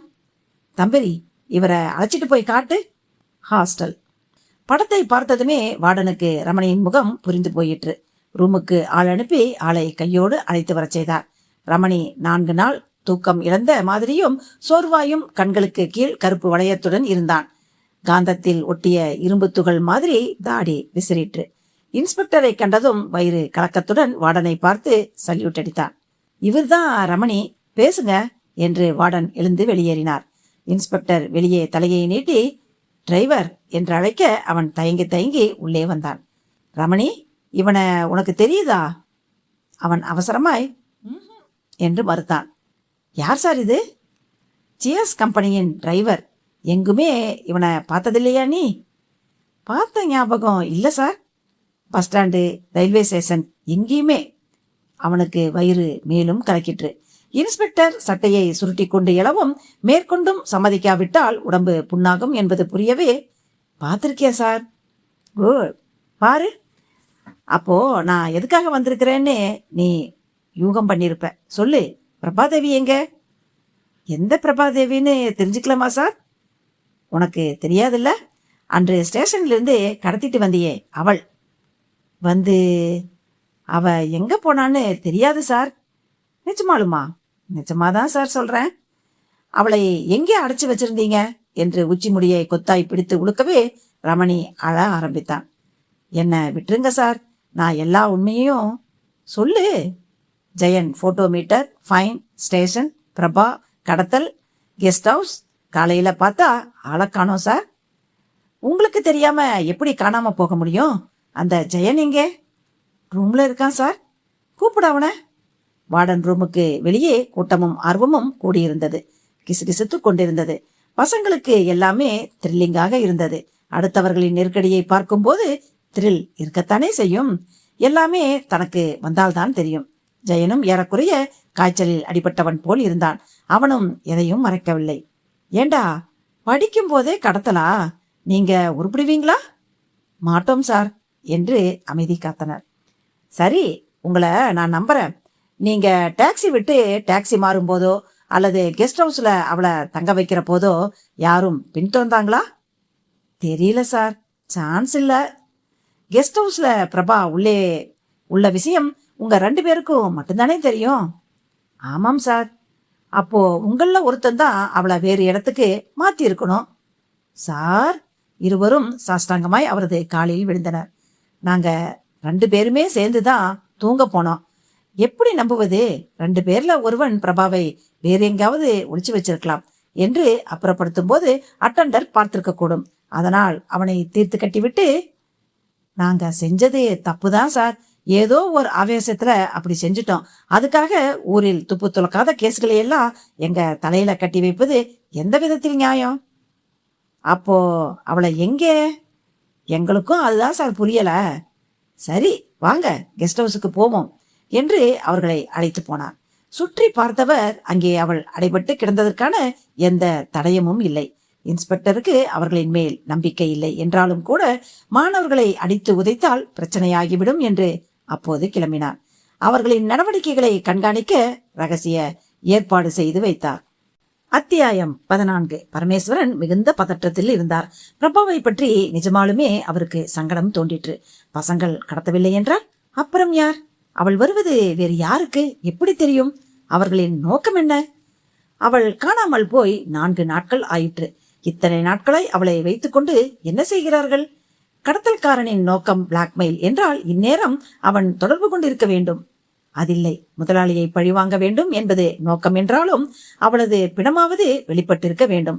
அனாதை பிணம் கிடப்பதாய் பேப்பர்களில் எந்த செய்தியும் இல்லை. ஏன் தாமதிக்கிறார்கள்? எந்த நேரத்திலும் பிளாக்மெயிலர் தொடர்பு கொள்ளலாம் என காத்திருந்தார். 1 வாரம் ஓடி போயிற்று. எந்த தகவலும் இல்லை. இனியும் போலீஸை நம்பி பிரயோஜனம் இல்லை. பேசாமல் முதலாளியிடம் விவரத்தை சொல்லிவிட வேண்டியதுதான். அவர் ஸ்டேஷனிலிருந்து வந்திருக்க கூடும். மனதை திடப்படுத்திக் கொண்டு முதலாளியின் நம்பரை சுழற்ற ஆரம்பித்த போது அவருக்கு ஒரு ஐயம் தோன்றிற்று. ஒருவேளை தான் பிரபாவை கடத்தச் சொல்லி ஏற்பாடு செய்த முத்தப்பா என்பவனே கூட அவளை ஒளித்து வைத்திருக்க கூடுமோ? அந்த சந்தேகம் தோன்றியதும் பரமேஸ்வரனுக்கு வியர்க்க ஆரம்பித்தது. அவனை நம்ப முடியாது. அடியாட்களுக்கு பணம் தான் பிரதானம். அதற்கு வேண்டி என்ன வேண்டுமானாலும் செய்வார்கள். ச்சே, அவனே கேடி. அவனை நம்பி எப்படி காரியத்தை ஒப்படைத்தேன்? அத்தியாயம் 15. ஹோட்டல் சுகன்யா ஆர்த்தி தியேட்டரை பார்த்தபடி அமைந்திருந்தது. வெளியே மினுமினுப்பு, உள்ளே இருட்டு. பரமேஸ்வரன் மெனுக்காடை பார்த்துவிட்டு, நீ என்ன சாப்பிட்ற என்றார். எதிரே நெளிந்தபடி அமர்ந்திருந்த முத்தப்பா, 4 புரோட்டா 2 சிக்கன் போதும் சார். அன்று ஸ்டேஷனில் நீ நிஜமாலுமே பிரபாதேவியை பார்க்கலையா? இல்ல சார், வலை போட்டு அலாசிட்டேன். முத்தப்பா, என் முகத்தை பார்த்து சொல்லு. எனக்கு எல்லா விஷயமும் தெரியும். என்கிட்ட இருந்து நீ எதையும் மறைக்க முடியாது. அவளை எங்க கொண்டு போய் வச்சிருக்கிற? அந்த கேள்வியை எதிர்பார்க்காதவன் போல, என்ன சார் சொல்றீங்க? நான் தான் அவளை பார்க்கவே இல்லையே என்று மிரண்டான். அத நான் நம்பணும்னு சொல்றியா? நம்பாட்டி போங்களே. நான் கேடிதான், கொலகாரன்தான் இல்லைங்கள. ஆனா நம்பிக்கை துரோகி இல்லை என்று எழுந்தான். அப்போது பதார்த்தம் வர, உணர்ச்சி வசப்படாம உட்காரு. நான் பெரிய சிக்கல்ல மாட்டிக்கிட்டு இருக்கிறேன். நான் ஒண்ணு நினைக்க, தெய்வம் ஒண்ணு நினைக்குது. சரி, அதெல்லாம் எதுக்கு? ரயில் வந்த சமயத்துல ஸ்டேஷன்ல தானே இருந்த? ஆமா சார், அங்க உங்க டிரைவர் பேனர் பிடிச்சுக்கிட்டு நிக்கிறத கூட நான் பார்த்தேனே. அந்த பொண்ணு எங்க அவனை பார்த்துட போகுதோன்னு நீங்க சொன்ன மாதிரி S7 கோச்ல வண்டி நிற்கும் முன்பு ஏறி பார்த்துட்டேன். நீங்க கொடுத்த போட்டோவில் இருந்த யாரும் அங்க இல்ல. என்ன சொல்ற? அப்போ அவங்க அன்னைக்கு வரவே இல்லைங்கிறியா? அது எனக்கு தெரியாது. வந்திருக்கலாம். அதுக்கு முந்தின ஸ்டேஷன்ல கூட அவங்க இறங்கி இருக்கலாம். டெல்லிக்கு போன் போட்டு கேட்டு பாருங்களேன். பரமேஸ்வரனுக்கு குழப்பம் அதிகமாயிட்டே தவிர கொஞ்சம் கூட குறையவில்லை. இன்ஜினியரிங் பசங்கள் பிரபாவை கடத்தி போனதை ஒப்புக்கொண்டிருக்கிறார்கள். கெஸ்ட் ஹவுஸில் பதுக்கி வைத்திருக்கிறார்கள். முத்தப்பா என்னவென்றால், அவள் வரவே இல்லை என்கிறான். இதில் எது நிஜம், எது பொய்? ஸ்டேஷனில் என்கொயர் பண்ணி பார்த்து விடுவோமா? மறுநாள் விசாரித்ததில் அந்த தேதியில் அந்த ரயிலில் அதே கம்பார்ட்மெண்டில் பிரபாதேவியின் பெயரில் டிக்கெட் ரிசர்வ் செய்யப்பட்டிருந்தது. அது கடைசி வரை கேன்சல் செய்யப்படவில்லை. பிரபாவை முதலாளி அனுப்பாத பட்சத்தில் டிக்கெட் கேன்சல் பண்ணியிருக்க வேண்டும். அப்படி அவர் அன்று அவள் டெல்லியிலிருந்து புறப்படுவது தள்ளி வைக்கப்பட்டிருந்தால் முதலாளியே கூட கூப்பிட்டு சொல்லியிருப்பாரே. இன்னும் சொல்ல போனால், பிரபா முதல் நாள் இரவு புறப்பட்டு விட்டாள். நாளை மாலை வந்து விடுவாள். போய் ரிசீவ் பண்ணவும் என்றுதானே போனில் தெரிவித்தார். அப்படி இருக்கும்போது அவள் வரவில்லை என்று சாதிப்பதில் அர்த்தமில்லை. ஒன்று, முத்தப்பா விளையாடுகிறான், அல்லது முதலாளியின் மகள் வருவதை அறிந்து அவளுடைய எதிரி யாரோ. இனியும் தாமதிக்க கூடாது. விஷயத்தை உடனே முதலாளிக்கு தெரிவித்தாக வேண்டும். போன் பண்ணலாம் என்று எழுந்தபோது அதுவே அழைத்தது. எடுக்க எதிர்முனையில் இன்ஸ்பெக்டர். ஏதாவது தகவல் கிடைச்சதா? யாரும் கான்டாக்ட் பண்ணாங்களா சார் என்று கேட்டார். இல்ல சார், எனக்கு வேற ஒரு சந்தேகம் கூட இருக்கு. என்ன? அன்று வந்தது பிரபாதானா என்று சந்தேகப்படுறேன். எதற்கு ஊகம்? உங்களிடம் பிரபாவின் படம் இருக்குது இல்லையா? அதை அந்த பசங்களிடம் காட்டி அவர்கள் கடத்திய அந்த பெண் அதுதானா என கேட்டுவிட வேண்டியதுதானே? அதுவும் நல்ல யோசனை தான். இப்போதே அவர்களை போய் பார்க்கிறேன் சார். பரமேஸ்வரன் கார், டிராபிக் இல்லாத சாலை, சர் என்று பயணம், ஹாஸ்டல். ரமணியும் ஜெயனும் பவ்யத்துடன் பயத்துடனும் அழைத்து வரப்படல். பரமேஸ்வரன் அந்த படத்தை காட்டினார். நீங்க அன்னைக்கு ஸ்டேஷன்ல இருந்து கடத்தி வந்த பெண் இவள் தானா? சற்று நேரம் உற்று பார்த்தவர்கள் ஒரே குரலில், இவள் இல்ல சார், அவ வேறு என்றனர். நல்லா பார்த்து சொல்லுங்க. இல்லவே இல்ல சார், அவளுக்கும் இந்த படத்துக்கும் துளி கூட சம்பந்தமே இல்லை. அந்த வார்த்தைகள் அவரது காதில் ஈயத்தை காய்ச்சின. பிரபா முதல் நாளே ரயில் ஏறி இருக்கிறாள். அவளது பெயரில் டிக்கெட்டும் இருக்கிறது. ஆனால் அங்கு வந்து சேரும்போது அவள் இல்லை. அவளுக்கு பதில் வேறு யாரோ. இது எப்படி சாத்தியம்? அப்போ பிரபா என்ன ஆனாள்? அவள் பெயரில் வந்தது யார்? ஏன் வந்தாள்? எப்படி வந்தாள்? வழியிலேயே பிரபாவை மடக்கி கடத்தி அவளுக்கு பதில் இவளை அனுப்பியிருப்பார்களோ? உடனே முதலாளிக்கு தகவல் கொடுத்தாக வேண்டும். வீட்டுக்கு திரும்பும் வழியிலேயே எஸ்டடி பூத் புகுந்து டெல்லியை பிடித்தார். நீண்ட நேர அலறலுக்கு பிறகுதான் போன் எடுக்கப்பட்டது. ஹலோ, நான் ரீஜனல் மேனேஜர் பரமேஸ்வரன் பேசுகிறேன். யாரு? மேடமா? Good evening madam. முதலாளி இருக்காரா? இல்லையே என கொட்டாவி. எங்கே காண்டாக்ட் பண்ணலாம்? ரொம்ப முக்கியமான மேட்ரு. யாரு பேசுறதா சொன்னீங்க? Parameswaran, regional manager. ஓ, நீங்களா? உங்க ஊருக்கு வரத்தான் அவர் இப்போ கிளம்பிக்கிட்டு இருக்கார். எப்போ வராராம்? நாளைக்கு காலையில 7 மணி ஃபிளைட்ல. மறுநாள் காலை 6 மணிக்கெல்லாம் பரமேஸ்வரன் நடுக்கத்துடனும் தூக்கமில்லா அலுப்புடனும் ஏர்போர்ட்டில் ஆஜரானார். முதலாளியிடம், நான் எப்படி விஷயத்தை சொல்லப் போகிறேன்? பிரபா அவளது செல்வ மகள், ஒரே வாரிசு. அவளுக்கு ஓர் ஆபத்தென்றால், கடவுளே, அவளுக்கு ஏதும் நேர்ந்திருக்க கூடாதே. 7 மணிக்கு டெல்லி விமானம் சரியாய் வந்து அமைதியாயிற்று. அவருக்குள் படபடப்பு. கொஞ்ச நிமிஷத்தில் சலசலப்புடன் பயணிகள் நாயை இழுத்து வருவது மாதிரி வீல் வைத்த பெட்டிகளை இழுத்து வர அவரது கண்கள் பரமேஸ்வரனை தேடின. அவரிடம் என்ன சமாதானம் சொல்லப் போகிறேன்? வருகிறாரா? அதோ அவர்தானா? அந்த பொடிமட்டை கலர் சஃபாரியா? இல்லை, இன்னும் விமானத்திலேயே. என்ன பண்ணுகிறார்? எஸ்கலேட்டரில் தலைகள் கரைந்து காணாமல் போயின. 10வது நிமிடம் காலி. எஸ்கலேட்டரும் நிறுத்தப்பட்டது. முதலாளி ஏன் வரவில்லை? கடைசி நேரத்தில் பயணத்தை ரத்து பண்ணிவிட்டாரா? ஏன்? என்கொயரிக்கு ஓடினார். முதலாளியின் பெயரை சொல்லி டெல்லி ஃபிளைட் சொல்லி விவரம் கேட்க அங்கே யூனிஃபார்முடனும் தாடியுடனும் இருந்த நபர் கம்ப்யூட்டரை தட்டி, சாரி, அந்த பேர்ல யாரும் வரவும் இல்லை, டிக்கெட் எடுக்கப்படவும் இல்லை என்றதும் அவருக்கு தலையை சுற்றியது. சோர்வுடன் அலுவலகம் திரும்பியவருக்கு ஆச்சரியம் ஒன்று காத்திருந்தது. அத்தியாயம் 16. சியர்ஸ் அலுவலகம். காரை பார்க் பண்ணும்போதே டிரைவர் அவசரத்துடன் அருகில் வந்து, சார் என்றான் கிசுகிசுப்பாய். என்ன? முதலாளி வந்திருக்கார். முதலாளியா? எப்போ? வந்து 1 மணி நேரமாச்சு. உங்களை எங்கேன்னு கேட்டார். ஏதோ டென்ஷன்ல இருக்காருன்னு தோணுது. சரி சரி, நீ நகரு என்று பரமேஸ்வரன் கட்டடத்திற்குள் நுழைந்தார். Good morning sir. மார்னிங் என்று ஃபைல் ஒன்றில் மூழ்கி போனார். சார், உங்க மக. அவளுக்கு என்ன? சாரி சார், அவங்கள மிஸ் பண்ணி விட்டோன்னு நினைக்கிறேன். மேடம் இன்னும் வந்து சேரல. அப்படியா என்று இன்டர்காமை எடுத்து, ஏன் நிக்கிறீங்க, ப்ளீஸ் உட்காருங்க. அவர் உட்கார்ந்து, தப்பு ஒன்று நடந்து போச்சு சார். உங்க பொண்ணை யாரோ கடத்திக்கிட்டு போயிருக்கிறதா தகவல் வந்தது. கடத்தலா? What you mean? ஆமா சார், நாங்களும் எவ்வளவோ முயற்சி செஞ்சு பார்த்துட்டோம். இது வரைக்கும் கண்டுபிடிக்க முடியல. யார? உங்க பொண்ணதான். அப்போது நாகரிகமாய் பெண் ஒருத்தி ஹை ஹீல்ஸுடனும் நல்ல ஹைட்டுடனும் வந்து சேர்ந்தாள். மிஸ்டர் பரமேஸ்வரன், இவளை எங்கேயாவது பார்த்திருக்கீங்களா? அவர் பார்த்த மாதிரி இருக்கு சார், ஆனா எங்கேன்னு தெரியல. நான் அனுப்பின போட்டோவில். ஆமா சார், கரெக்ட் சார், பிரபாதேவி இவங்க தானா என்று முகமறந்தார். கண்களில் பெரிய நிம்மதி.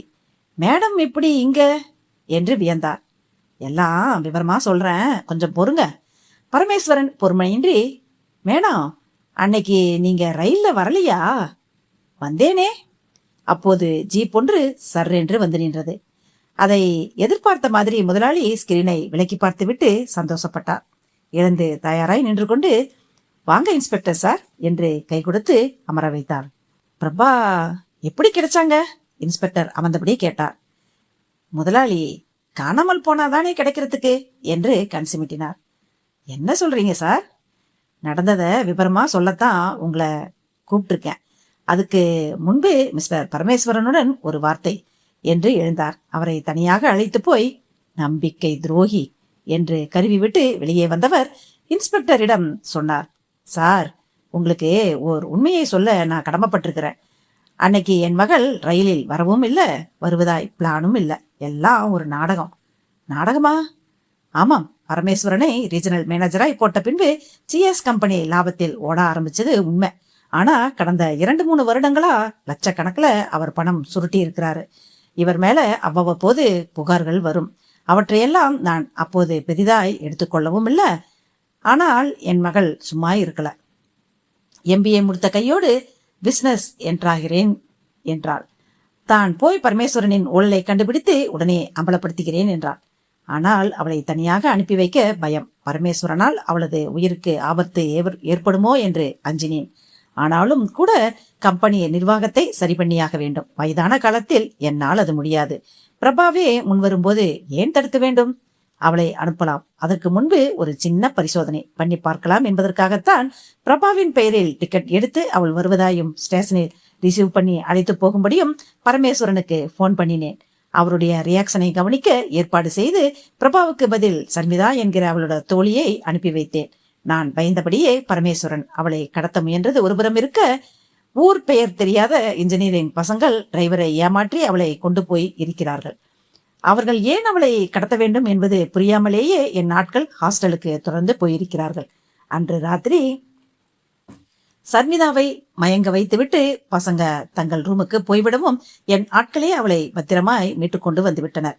மிஸ்டர் பரமேஸ்வரன், நீங்கள் கம்பெனி சொத்தை கொள்ளை அடித்ததற்காக கூட நான் கவலைப்படவில்லை. உங்களை நம்பி அனுப்பவிருந்த என் மகளை ஆள் வைத்து கடத்த முயன்றீர்களே, அதைத்தான் என்னால் ஜீரணிக்க முடியவில்லை. முதலாளி சொல்லி முடிக்க பரமேஸ்வரனுக்கு அவர் முன் கண்களை ஏறிட முடியவில்லை. என்ன மன்னிச்சிருங்க சார் என்று தலை குனிந்தார். எப்பேற்பட்ட மனிதர்களும் பணத்தேவை என்று வரும்போது இடராமல் இருக்க முடியாது போலிருக்கிறது. 2 வருடங்கள் முன்பு வரை நான் நேர்மையாய்த்தான் இருந்தேன். என் பெண்களை கரை சேர்க்க வேண்டிய கட்டாயம் வந்தபோது என் கண்கள் திரை போட்டு கொண்டன.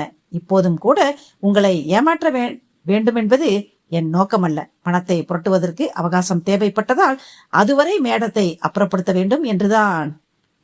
அதற்கு வாடகை கொலையாளிதான் கிடைத்தானா? எந்த நம்பிக்கையில் அவனை ஏவினீர்? அவனால் என் மகளுக்கு ஆபத்து நேர்ந்திருந்தால் என்ன செய்வீராம்?